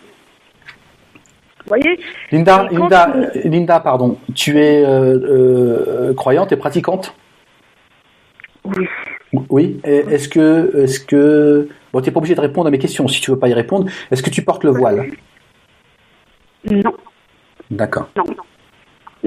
Parce que pour moi, le voile, parce que les gens, pour moi, je vais parler. Le foulard, il est devenu le pilier numéro 1. C'est pas shahada, c'est le foulard. Voilà. Maintenant, les gens ne se battent plus pour se lever le matin pour prier, parce que c'est prière du matin est importante. Non, comment tu mets le foulard. Si tu l'as mis ou tu l'as pas mis, tu mets bien ou pas, si t'es bien vert. Voilà. On se bat plus pour la salat, la shahada. On met maintenant le foulard, c'est devenu le pilier numéro 1. Pour moi. Voilà. C'est pas parce que je mets un foulard que je suis pieuse, non. Dieu garde les actes. la façon de, comment on appelle ça, Mais comment Linda, comment on est avec son chat, oui. Linda, pardon. Mais toi, en tant que femme, bon, tu as affaire à des femmes au sein de la communauté musulmane. Tu connais des femmes qui portent le voile. Et est-ce que les femmes entre elles parlent du voile et est-ce qu'elles ont conscience de pourquoi elles portent le voile? Est-ce qu'il existe des discussions entre femmes de celles qui le portent pas, de celles qui le portent? Est-ce qu'il y a un échange? Et si cet échange il existe, est-ce que tu entends l'argument de celles qui portent le voile et pourquoi est-ce qu'elles le portent? Oui. Moi, j'ai déjà parlé avec des femmes qui portent le voile. Elles le disent déjà, elles le portent pour elles, pour Dieu. Après, moi, je les respecte. Hein. Non, c'est pas une question. Non, c'est pas une question. Voilà. Bien sûr qu'il faut la respecter. Non, mais je veux dire pour Dieu. Je les attaque pas. Voilà. Non, mais c'est pas le but. C'est pas le but. Même dans la discussion, on n'est pas là pour. On n'est pas en train de stigmatiser ou de. Non. Linda, moi, j'ai 3 sœurs. Les 3 portent le voile et ma mère porte le voile. Mm-hmm. Donc, je suis né avec ça. Je veux dire, voilà, je suis pas. Mais quand elles disent qu'elles le portent pour Dieu, comment est-ce qu'elles l'expliquent? Parce que moi, je ne comprends pas ce que ça veut dire de porter le voile pour Dieu. Est-ce que elle donne des explications? Moi, c'est ce que j'aimerais pouvoir entendre. Moi, déjà quand j'entends le fait qu'elles peuvent pas enlever le foulard, déjà le fait qu'elles montent leurs cheveux, ils ont ce problème-là. C'est comme si elles étaient nues. C'est comme si elles étaient nues. Moi, nues, oui, nues. Si elles le portent, c'est comme si elles étaient tout nues. Moi, je suis nue, je le porte pas, je suis pas nue. Pour elle, je vous assure, si elle lève le foulard, c'est comme si elle était nue.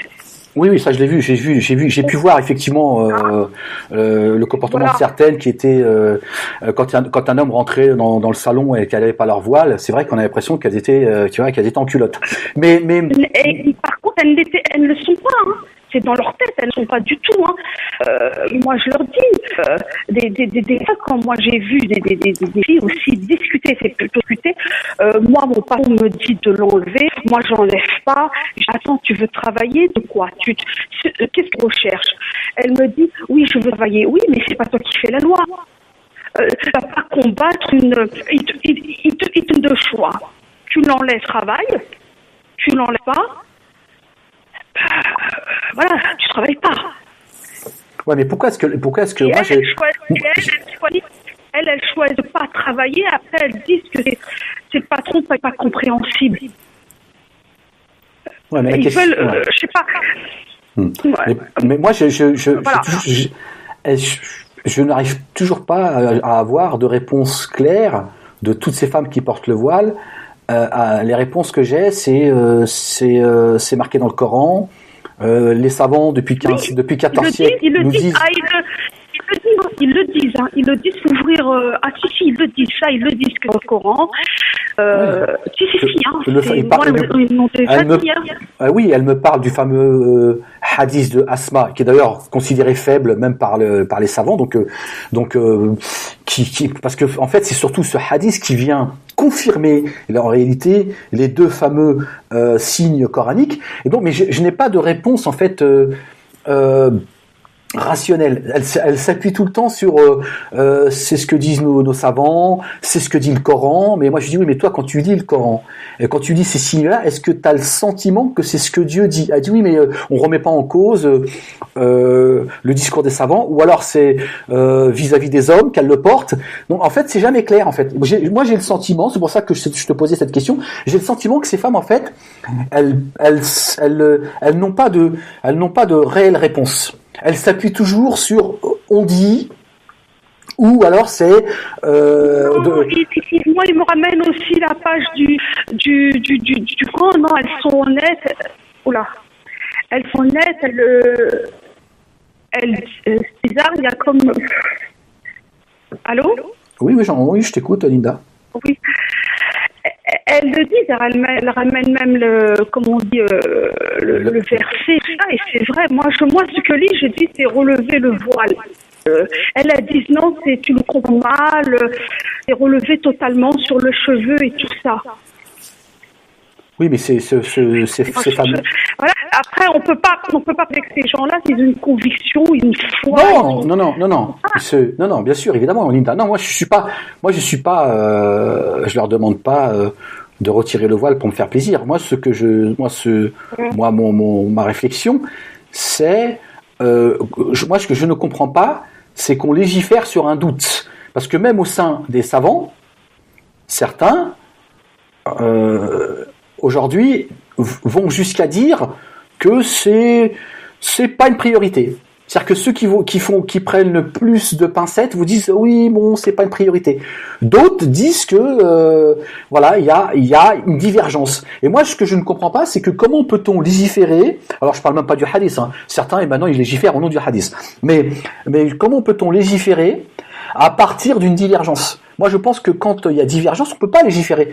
Il faut laisser à chacun le libre choix. Moi, je n'empêcherai jamais une femme de porter le voile, c'est sûr. Mais je dis, comment se fait-il que, à travers cette divergence, on a fait du voile une obligation? Parce qu'en réalité, on en a fait une obligation. Et moi, c'est la question que je pose à ces femmes. Et quand je leur pose cette question, elles sont floues, en fait. Je vois bien que elles n'arrivent pas à avoir une réflexion personnelles. Elles ont besoin de penser en fonction de la mosquée, des prédicateurs, des savants qu'on voit jamais, on ne sait pas qui ils sont, c'est des fantômes, ou de ce fameux hadith de Asma qui est considéré comme plus que faible. Et donc je me dis c'est bizarre quand même que une fois encore dans la communauté musulmane on avale un discours sans en avoir finalement sans que ce soit clair. Voilà. Alors, je ne parle pas, Linda, de ceux qui le portent vis-à-vis des hommes, parce que là, c'est encore autre chose. Là, on est complètement dans le délire total, parce qu'il y en a beaucoup qui le portent aussi pour ça. Je sais pas si dans ton entourage tu as pu l'entendre, mais là, on est dans un autre délire. Là, c'est même plus une référence coranique. Aussi pour l'apparence, hein. Non, mais ça, après, c'est encore autre chose. Il y en a qui le portent parce que elles ont pris 15 kilos, elles se trouvent grosses. D'autres, elle est pas coiffée. D'autres, c'est la mode. L'autre, c'est par opposition. Il y a un tas de raisons, tu vois. Mais il y en a aussi qui le portent et beaucoup le portent parce que c'est un rapport entre hommes et femmes. Ce qui est là encore complètement délirant. C'est-à-dire qu'elles insultent le reste des hommes et elles se sentent pas capables finalement de pouvoir tenir tête à des gens qui savent pas se tenir. Et là, on sort du domaine finalement religieux. C'est une relation homme-femme. Donc tout ça est très ambigu. Tout ça, pour moi, ne tient pas la route, n'est pas très clair. Mais malgré cela, on continue à entretenir cette religion du voile qui pose beaucoup de problèmes à des femmes qui sont brillantes, qui sont intelligentes, qui sont, pour beaucoup, elles sont diplômées. Et elles ont des vrais problèmes sur leur parcours professionnel. Certaines ont laissé même leur carrière sportive de haut niveau parce que on a des habous ou on a une propagande chiite ou une propagande de certaines écoles qui ont rendu le voile obligatoire. Donc c'est pour ça que moi ça m'est déjà arrivé. Je vais te raconter un truc, c'est un homme qui m'avait rencontré dans la rue et il m'a dit carrément, on permet de dire aux gens, tu es musulmane ou tu n'es pas musulmane ou tu es un musulman. Non, bon bref, il m'a dit que j'étais pas musulmane, j'ai voulu savoir pourquoi j'étais pas musulmane. Il me dit parce que tu me portes le foulard. Je lui dis d'accord, je sais pas si tu le dis, je lui dis pour toi, pour que je sois musulmane, il faut que je porte foulard. Eh ben, je lui ai dit, écoute, moi, je vais tous les mois, je vais porter le foulard, tu me donnes mon salaire. Voilà. Parce que moi, j'ai besoin de travailler, j'ai besoin de payer le loyer, faut pas être hypocrite. Parce qu'on vit dans la société, même dans tous les pays, on doit payer, on doit, comme on dit, acheter des vêtements, la vie quotidienne, qui veut dire de tous les jours. Mais ça, il m'a pas répondu. Bah oui, non, mais parce que, à un moment donné. Ouais. Je dis, moi, je viens rester à la maison, porter foulard, mais je veux en échange que tous les mois, tu me salaires. Alors, moi, j'ai pas envie de me lever le matin très tôt, aller bosser, aller galérer, rencontrer les gens dans le métro, pas de problème. Eh ben, il n'y a aucune réponse. Mais il y a des gens qui permettent aujourd'hui, il y a de plus en plus d'imams, de prédicateurs, qui commencent aujourd'hui à dire que à la femme qui porte le voile, qui leur demande de retirer leur voile pour aller à l'école ou pour travailler là-dessus, ça pose plus de problème. Ça pose plus de problème. Mais moi, la question, c'est je suis pas convaincu par le discours des femmes qui me disent que le voile est une obligation coranique. Je leur dis que je ne comprends pas qu'elles peuvent croire que Dieu manque de mots, et pourquoi Dieu n'aurait tout simplement pas demandé à la femme de se couvrir les cheveux, tout simplement. Et pourquoi est-ce qu'il ne l'a pas fait? Et s'il ne l'a pas fait, c'est parce qu'il lui demande pas de se couvrir les cheveux, tout simplement. Dieu, il a descendu un livre clair, il manque pas de mots, il parle toutes les langues, et je vois pas pourquoi il n'a pas dit simplement à la femme, écoute, que la femme se couvre les cheveux, parce qu'il estime que les cheveux font partie de la parure. C'était aussi dans une époque où la femme était beaucoup persécutée, embêtée. Moi, je sais si je serais dans un endroit où certaines personnes, on va dire des hommes qui ne savent pas ce que certains. Comme partout, ça existe partout. Voilà. Ça existe aussi en France, hein. Non, voilà, mais dans un endroit, hein, je sais pas, bon, je vais pas m'habiller, je sais cet endroit est actif et tout, pour proquer, non, je vais essayer de me couvrir, je vais mettre un manteau, si je pouvais mettre, si rajouter aussi, alors rouler, manteau, écharpe, c'est une façon de dire, hein, voilà, comme ça, on va pas me voir, on verra aucune de mes filles, ça va me proquer. Alors à cette époque-là, pourquoi on leur disait de se couvrir leurs parties, de mettre pour qu'elles sont, comment on dit, embêtées. Oui, ça on est d'accord. Oui, non, mais ça on est d'accord. Mais Dieu, Dieu demande à l'homme et à la femme de s'habiller de manière pudique. Et d'ailleurs, le meilleur habit de la pudeur, c'est le comportement. Donc, il demande autant à l'homme et à la femme de s'habiller de manière convenable. Mais moi, je ne comprends pas qu'on ait rendu le voile obligatoire, alors que quand on lit les deux versets qui se réfèrent à à cette volonté de se couvrir les cheveux, il y a des gens qui effectivement reconnaissent qu'il y a une ambiguïté, qu'on ne peut pas, ça c'est dans les plus grandes instances. Et pourtant, dans le discours, on va dire populaire, on oblige la femme à porter le voile. Et cela, c'est derrière le voile, il y a, je sais pas ce que toi tu en penses, Linda, mais il y a un symbole. D'ailleurs, cette volonté de couvrir les cheveux de la femme, il y a une symbolique. Il y a une symbolique de demander à la femme de respecter certains critères. On peut respecter certains critères sans mettre le voile. Hein. Oui, mais comme on dit, il y a un seul islam. Il y a un seul islam. On va dans le Moyen-Orient et regarde au Maghreb. Pourtant, il y a un seul islam. Au Maghreb, ils mettent pas tous là. Ouais, mais c'est beaucoup plus. Puisque comme on dit, le foulard est obligatoire. Dans les pays maghrébins, le foulard n'est pas une obligation. Il y a ceux qui le mettent, ceux qui ne le mettent pas. Pourquoi en France, pour certaines personnes, c'est une obligation. Mais non. Quand on va au Maghreb, moi j'étais au Maroc en vacances, il y avait des gens qui le mettaient, des gens qui ne le mettaient pas. Pourtant, on dit qu'il y a un islam. Et quand on parle foulard, s'il demande obligatoire, ces pays quand même, comme on dit, musulmans, non, moi je n'ai pas vu au Maroc des gens tous portent foulard, en Algérie tous portent foulard, et en Tunisie aussi. Non. Pourtant, aux musulmans, en principe, si c'est primordial, même pays devrait appliquer. Et au contraire, maintenant, tu as fait une vidéo sur ça, que l'Algérie interdit carrément à la femme de mettre la burqa.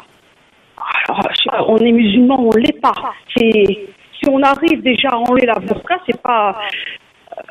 Non, mais la loi en Algérie pour enlever la burqa et le voile intégral, ça, pour moi, c'est une mascarade.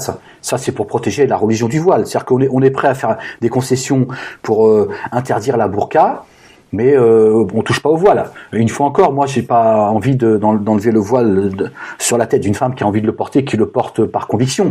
Mais en réalité, celles qui nous disent d'ailleurs, Linda, je sais pas ce que tu en penses, mais celles qui nous disent qu'elles le portent de leur propre initiative, de leur propre volonté, et j'y crois. Mais en réalité, elles le portent parce qu'on leur dit que c'est Dieu qui le demande et que si elles le portent pas, c'est l'enfer. Donc en fait, elle n'est pas dans la liberté, c'est pas vrai. Elle le porte parce qu'il y a un discours islamique qui dit que la femme se doit de porter le voile parce que sinon elle est désobéissante. Donc si elle le porte pas pour son mari, pour son père, pour son frère, elle le porte pour l'Église qui eux ont décidé que le Coran, que Dieu dit à la femme de se couvrir les cheveux. Donc finalement elle pense le porter de manière libre alors que c'est pas vrai. La liberté c'est de pouvoir le porter sans avoir l'enfer au-dessus de sa tête. Et moi, tout ça, ça me pose question et ça me pose problème.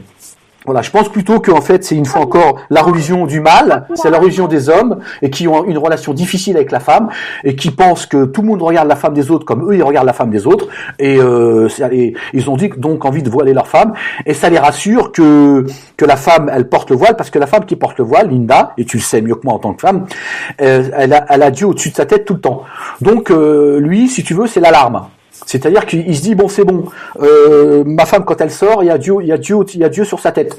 C'est ça la réalité. C'est qu'en réalité, nous n'avons pas confiance en nos femmes et on a des discours que certains ont l'honnêteté de tenir, de dire nos femmes, si on leur laisse de la liberté, pardon, mais je vais répéter leurs mots, si on lâche un petit peu la bride, ça va devenir toutes des putes. Et donc, ils pensent qu'il faut la bâcher, il faut la couvrir et comme ça, c'est une sécurité. C'est l'alarme en fait. Et moi, tout ça me pose un vrai problème parce qu'une fois encore, ça veut dire que elles se croient, et pas croivent. Elles se croient libres, mais en réalité, elles ne le sont pas, parce qu'elles croient que cette obligation est une obligation divine, alors qu'en fait, il y a une divergence. Et s'il y a divergence, on peut pas mettre une obligation d'un côté comme de l'autre, mais on se doit effectivement, comme tu l'as rappelé, tu as raison, Nida, de respecter la volonté individuelle de chacun. Mais il faut aussi qu'on puisse aussi faire entendre le discours que je tiens, sans être évidemment traité d'apostat, d'islamophobe, de vouloir faire de nos femmes des putes et tout, c'est complètement délirant. Non, mais tu sais quand tu dis que les femmes, c'est pas toi qui dis ça, je sais, c'est dans quelle vidéo que la femme, si on laisse, elles sont des putes ou elles deviennent des putes. Bon, ça c'est comment on appelle ça, avant de parler quelque chose. Il faut voir si vraiment ces filles, elles sont des putes. Parce que quand on dit que ta sœur aussi, c'en est une pute, ça faut voir. C'est ça. Non, mais bon. Moi, personnellement, j'ai vu aucune femme faire le toit, pour moi. Non, mais bon, ce que je veux dire par là, c'est que ce que je veux dire par là, Linda, et pardon. Ce que je veux dire par là, c'est que c'est un discours que j'entends souvent quand on me reproche de parler du voile. On me dit ça, tu veux en faire des putes, ou alors certains disent si on leur laisse la liberté, c'est ce qu'elles vont devenir. Bon, écoute Linda, je te laisse conclure et je vais prendre la personne qui est derrière parce que ouais, moi aussi. Écoute, j'essaierai de garder ma barbe de 3 jours pour te faire plaisir. Oui, merci beaucoup. Bon, et je te souhaite bonne continuation et plein de choses et voilà. Et puis après les gens les hainent, il faut les laisser. Et puis, ouais, non mais Ok. Bon écoute, merci de ton appel, Linda. À très vite et puis passe un bon dimanche. Oui, merci. Salut Linda. Ciao. Voilà. Merci de ton appel, Linda. On va prendre la prochaine personne qui attend depuis tout à l'heure. Allô, bonjour. Allô, bonjour. Ouais, c'est Amadou. Amadou. Ouais, Amadou, comment vas-tu, Amadou? Ça va? Ouais, je vais très bien, toi, ça va? Ouais, ça va, alhamdoulilah. Moi, ce qui m'agace, c'est trop de la sensiblerie qui m'agace. À chaque fois, dès que les dames qui est voilée, obligé de faire des larmes, en fait. Et moi, ça m'agace. Ah, tu parles de la vieille dame qui est passée sur une télé marocaine et qui s'en est pris à ses enfants? À ses enfants, Ouais, casser les enfants et tout. Ouais, là aussi, j'ai été violemment pris à partie. Sous les commentaires, voilà. Bon, c'est comme ça. Qu'est-ce que tu veux que je te dise? J'essaye simplement de pousser au débat, de pousser à la réflexion, et d'expliquer que c'est pas parce que c'est une vieille dame qui porte un voile sur la tête que c'est une maman respectable. Moi, je souhaite à ces enfants de trouver la force d'aider leur mère, de ne pas l'abandonner. Mais s'ils le font, je les jugerai pas, parce que je suis sorti de cette secte complètement débilisée, et dès qu'il y a une femme voilée, elle a tous les droits, et elle serait, ça devient, c'est vrai que c'est insupportable. Bon, bah écoute, j'ai donné mon avis en tout cas là-dessus, voilà, avec le plus de respect possible, mais bon, certains ne peuvent pas s'empêcher de défendre la femme voilée parce qu'elle est voilée, parce qu'elle a un certain âge. Bon, moi je comprends pas que cette dame sur une chaîne marocaine, une chaîne télévisée, elle va humilier ses enfants comme elle le fait. Moi je pense que parce que ses enfants sont c'est l'assurance vieillesse. Elle n'est pas d'accord avec leurs enfants parce que ils ont décidé de mener leur vie comme bon leur semble. Et ces gens-là, ben il en existe beaucoup dans la communauté maghrébine et musulmane. Et le statut des parents. Et je t'écoute, Marie. Non, mais il n'y a pas que les Maghrébins qui sont dans cette totalité-là.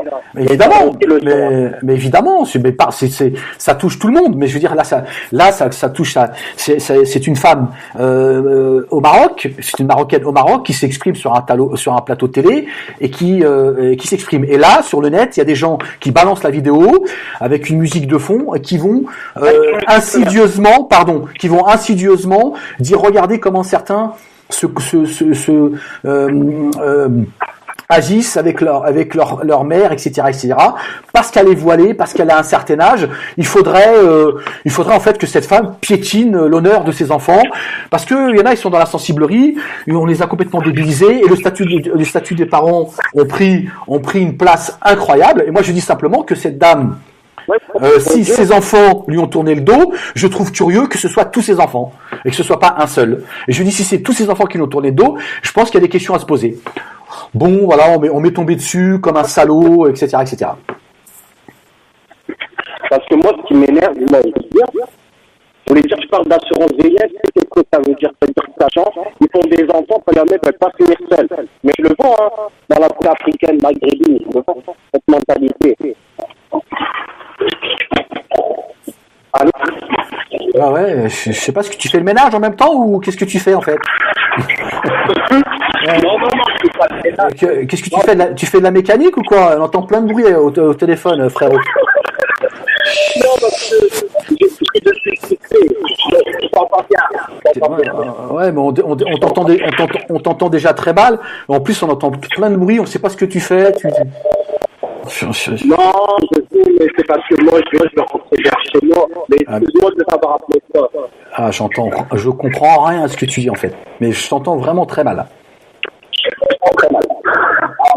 Sinon, je sors alors dans ce cas. Sinon, je vais descendre ici, parce que c'est un peu plus. Attends, patience. Excuse-moi, J'hallucine. Amadou me demande de patienter en fait. Attends, j'arrive. Tu vas faire tes courses et puis tu reviens. Qu'est-ce qui se passe? Non, comme ça je vais mettre avec toi. Mais tu nous appelles depuis le toit, depuis la cave. Je comprends pas. C'est quoi ton truc là? T'appelles, on n'entend rien. Est-ce que tu... Non, c'est parce que tu vois, je venais du travail et je voulais prendre le ticket. Et là, c'est vrai que ça fait. Ouais, mais on n'entend rien à ce que tu dis, frérot. Je suis désolé, mais on n'entend rien. C'est agaçant. Hein? Je suis raté. Là, je vais mieux t'entendre. Mais t'es dans l'ascenseur ou quoi? C'est une caméra cachée, c'est une blague? Tu nous appelles depuis l'ascenseur ou quoi? Bah, des conneries, j'étais dans le bus, tout. Mais là, je suis sorti. T'es sorti des buissons? Du bus? Ah, du bus. T'étais dans le bus en plus? Ah ouais. Ah oui. D'accord. Moi, Bon, que tu m'entends bien mal. Là, on t'entend mieux. Tu m'entends bien. On t'entend mieux, ouais. Ouais. Mais moi, ce que je te disais, quand tu dis que dans ta famille, c'est l'assurance VS, il y en a, ils font des enfants parce qu'il y en a qui vont finir seuls.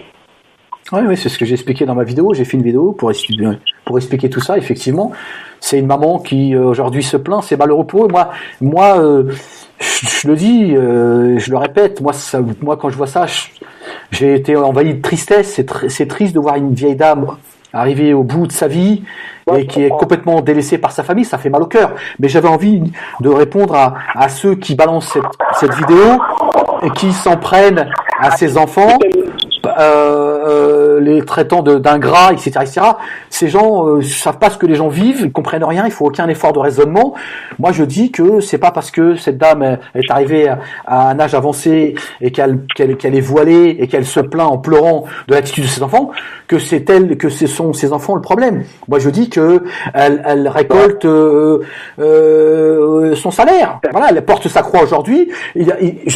Quand tu éduques tes enfants dans l'amour, il n'y a aucune raison que tes enfants ne te rendent pas cet amour quand tu arrives à un certain âge. Je veux dire, même mathématiquement, il n'y a aucune raison que tes enfants un jour te haïssent à ce point. Ça veut dire qu'il se passe quelque chose. Donc je pense que c'est une maman qui s'occupe de la vie privée de ses enfants, elle veut tout contrôler, elle est toxique, elle s'en prend à la femme de ses enfants, j'en suis certain. Elle dit que ses enfants sont préoccupés plus par l'argent que l'amour de leur propre mère. Donc on voit bien qu'elle veut un contrôle total de la vie de leurs enfants, elle veut contrôler leur salaire, leur vie privée, etc. etc. Alors, à un moment donné, ces enfants, par la force des choses, ils disent bon, notre mère c'est plus possible, elle est invivable. Donc ils se protègent, et pour se protéger, qu'est-ce qu'ils font ? Ils s'enfuient en fait. Moi je pense qu'elle fait fuir ses enfants et elle a le culot publiquement de rendre responsable ses enfants. Et moi je trouve ça dégueulasse. Je trouve que c'est dégueulasse de la part d'une mère. Voilà. Et elle ne fait pour moi que montrer ce qu'elle est profondément. Mais je ne peux pas ne pas avoir de la tristesse pour cette maman, parce qu'à son âge, elle devrait avoir ses enfants qui la visitent, qui l'embrassent et qui lui disent je t'aime. Mais elle s'est privée de cela parce que c'est elle le problème, c'est pas ses enfants. Et c'est tous ces débiles mentaux là, ces musulmanistes, ces débiles mentaux. Plutôt que de réfléchir, qu'est-ce qu'ils font à travers cette vidéo? Ils veulent continuer à culpabiliser une partie des gens et puis évidemment eux se faire passer pour des enfants, exemplaires, qui n'agiraient pas comme ça. Alors qu'en fait, il faut parler de ce problème-là, parce que ce problème-là, il existe dans toutes les familles, et il existe aussi au sein de la communauté maghrébine et musulmane. Il faut en parler, et sans pour autant, moi je veux aucun mal à cette pauvre dame. Je trouve ça triste. Mais bon, c'est comme ça, j'y suis pour rien. Moi, j'ai juste donné mon opinion là-dessus. Je me suis fait insulter de tous les mots par certains. Moi, toi, par exemple, t'as parlé de la femme tunisienne qui serait tout maintenant. Et moi, j'ai donné mon avis en tant que de l'Africaine. Je me suis fait accepter de tous les noms. Ouais, va t'occuper du Sénégal, c'est quoi le rapport avec les. Moi, je pense que ça serait bien que la Tunisie, par exemple. Non, mais en plus, c'est que moi, c'est quelque chose de bien vis-à-vis du Maghreb. J'ai quelque chose de bien pourtant. Mais ces mecs-là, c'est pas l'écouter Alain Soral, c'est de nous, c'est pas la question de la journée. C'est ça que je comprends pas, moi. Je t'entends super mal, hein. Je comprends pourquoi les gens t'insultent. On t'entend mal, tu dis que des conneries, Amadou. Non, mais. Non, mais voilà ce que j'ai envie de dire, c'est que par exemple. Non, je déconne. J'ai commenté une vidéo sur la tunisienne. Et moi, il y a des mecs qui me disent autour de ton peuple, c'est quoi le rapport? Tu vois? Parce que les gens préfèrent à l'instant que de donner du rachat à la gueule toute la journée. Alors que moi, je sais très bien que le magasin, tu vois. Je comprends ce que je veux dire. Non, parce que je t'entends mal, Amadou. Je sais pas, ton téléphone, il est en plastique ou quoi? Je veux dire, est-ce que ton téléphone, il est vrai? Est-ce que c'est un vrai téléphone? Est-ce que tu appelles depuis un vrai téléphone déjà? C'est un Sony, hein. C'est un Sony, mon téléphone. Ouais, c'est de la merde. Hein. T'es sûr que c'est un vrai téléphone? Tu t'es pas fait arnaquer, tu l'as pas acheté à Barbès? Quand même, tu rigoles. Ah bon, parce que je t'entends pas bien. Hein. C'est. Non, mais je te disais avec. Voilà ce que je te disais, par exemple, Allô. Bon, je crois qu'on a perdu Amadou. Hein. Ouais, mais il a un téléphone en plastique, le gars aussi, c'est ça le problème. Amadou, t'as acheté sa Barbès, tu t'es fait arnaquer, frérot. Ah ouais. Je sais pas, on va essayer de se cotiser, on va t'acheter un truc, parce que à chaque fois que t'appelles, on comprend rien à ce que tu racontes. C'est désagréable. Hein. Donc j'aurais bien voulu entendre ce que tu dis. Tu parlais de la Tunisie, mais j'ai pas tout compris en fait. C'était saccadé. En plus, je crois que t'as un forfait voyelle, tu vois. Complément d'objet, apparemment tu sais pas trop ce que c'est. Non mais je sais pas, est-ce que tu as payé ta facture, Amadou? C'est ça, je crois que en fait tu viens de te faire couper par SFR. Non mais Amadou, je comprenais pas ce que tu disais en fait, j'entendais très mal. Bon, dans le bus on n'entendait absolument rien. Tu sors du bus, c'est désagréable quoi. Bon bah écoute, je suis désolé en tout cas, j'aurais bien voulu entendre tes questions, mais bon. Et pour revenir sur cette dame, sur la vidéo que j'ai faite, ouais, j'ai été insulté de manière très violente de la part de certains, alors que j'étais simplement en train d'essayer une fois encore de faire un peu de pédagogie, de dire que c'est triste pour cette dame, mais c'est pas parce que c'est triste, c'est pas parce qu'elle a un âge avancé, qu'elle est voilée et qu'elle ressemble à une hajja, et qu'elle pleure sur un plateau télé, qu'elle est dans la vérité. Moi j'en ai marre de cette sensiblerie, c'est très diabolique ça comme comportement. Je crois juste que c'est une maman qui ne respecte pas le destin de ses enfants, qu'elle veut tout contrôler. C'est une maman qui est toxique et qu'elle récolte ce qu'elle mérite, même si évidemment c'est une fois encore c'est triste. Moi quand je l'ai vu, je me suis dit bon, c'est à ton âge tu devrais recevoir que de l'amour de tes enfants et ne rien attendre d'autre. Mais je pense que c'est une maman qui doit s'occuper de la vie privée de ses propres enfants, qui doit rendre la vie impossible, invivable à ses belles filles. Et à un moment donné, ses enfants ils sont confrontés à un choix, c'est sa mère ou sa fille.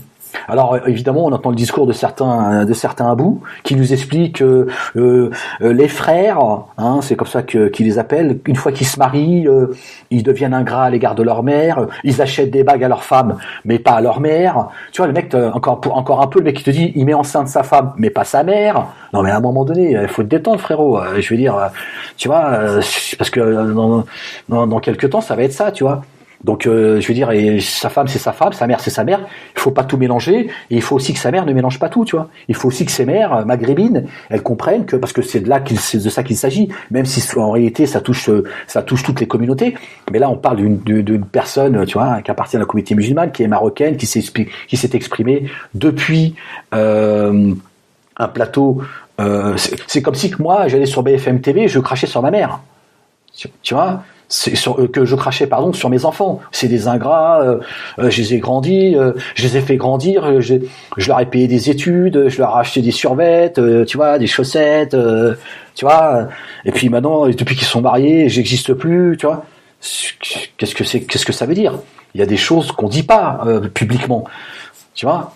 Et donc moi j'ai trouvé ça, tu vois, très curieux, et puis elle a toute sa smala, ils lui ont tous tourné le dos, tu vois. C'est pas un gosse, c'est pas deux, c'est apparemment, tu vois, parce que bon, j'imagine qu'elle en a au moins 6, tu vois.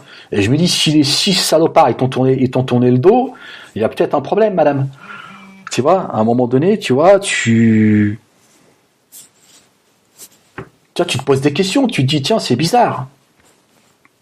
C'est tous des salauds. T'as enfanté 12 salopards. À un moment donné, tu vois. Bon, voilà, c'était mon avis. Mais ça, c'est parce que dans la communauté musulmane, j'en ai déjà parlé, le statut des parents, ils ont pris la place de Dieu, ils décident tout à la place de leurs enfants, les enfants ont du mal à grandir, ont du mal à couper le cordon ombilical, ils ont du mal à choisir leur propre femme, quand ils sont mariés, ils ont du mal à dire à leur maman, s'il te plaît maman, c'est ma femme, tu as un peu de respect, j'en ai marre de venir, je repars, j'ai mal à la tête, ça suffit maintenant. Je veux dire, on a du mal parce qu'on a encore des enfants, on n'arrive pas à grandir. Tu vois, mais moi j'en veux pas à cette vieille dame. Je veux dire, c'est pas contre elle. Je dis simplement qu'il faut arrêter de cette sensiblerie. C'est juste pas possible. C'est juste pas possible qu'on balance une vidéo comme ça et t'as tous les pleurnicheurs qui sont là. Et puis c'est extrêmement grave en plus. C'est extrêmement grave ces enfants, tu connais leur histoire? Non. Tu vas me dire oui, mais toi tu connais l'histoire de cette dame-là. Je dis je la connais pas, mais j'imagine avec cette volonté de s'exprimer publiquement et de ce qu'elle dit, il en ressort quand même une certaine, tu vois, quand même elle exprime des choses. Et donc je me dis, en réalité, c'est une maman qui est toxique, qui n'a pas su aimer ses enfants. Alors je ne dis pas qu'elle n'aime pas ses enfants, mais qu'elle n'a pas su les aimer comme elle aurait dû les aimer. C'est-à-dire ne rien attendre de ses enfants. C'est les aimer pour ce qu'ils sont. Et laisse-les. Et tes enfants, s'ils t'aiment, t'as pas besoin de leur demander quoi que ce soit.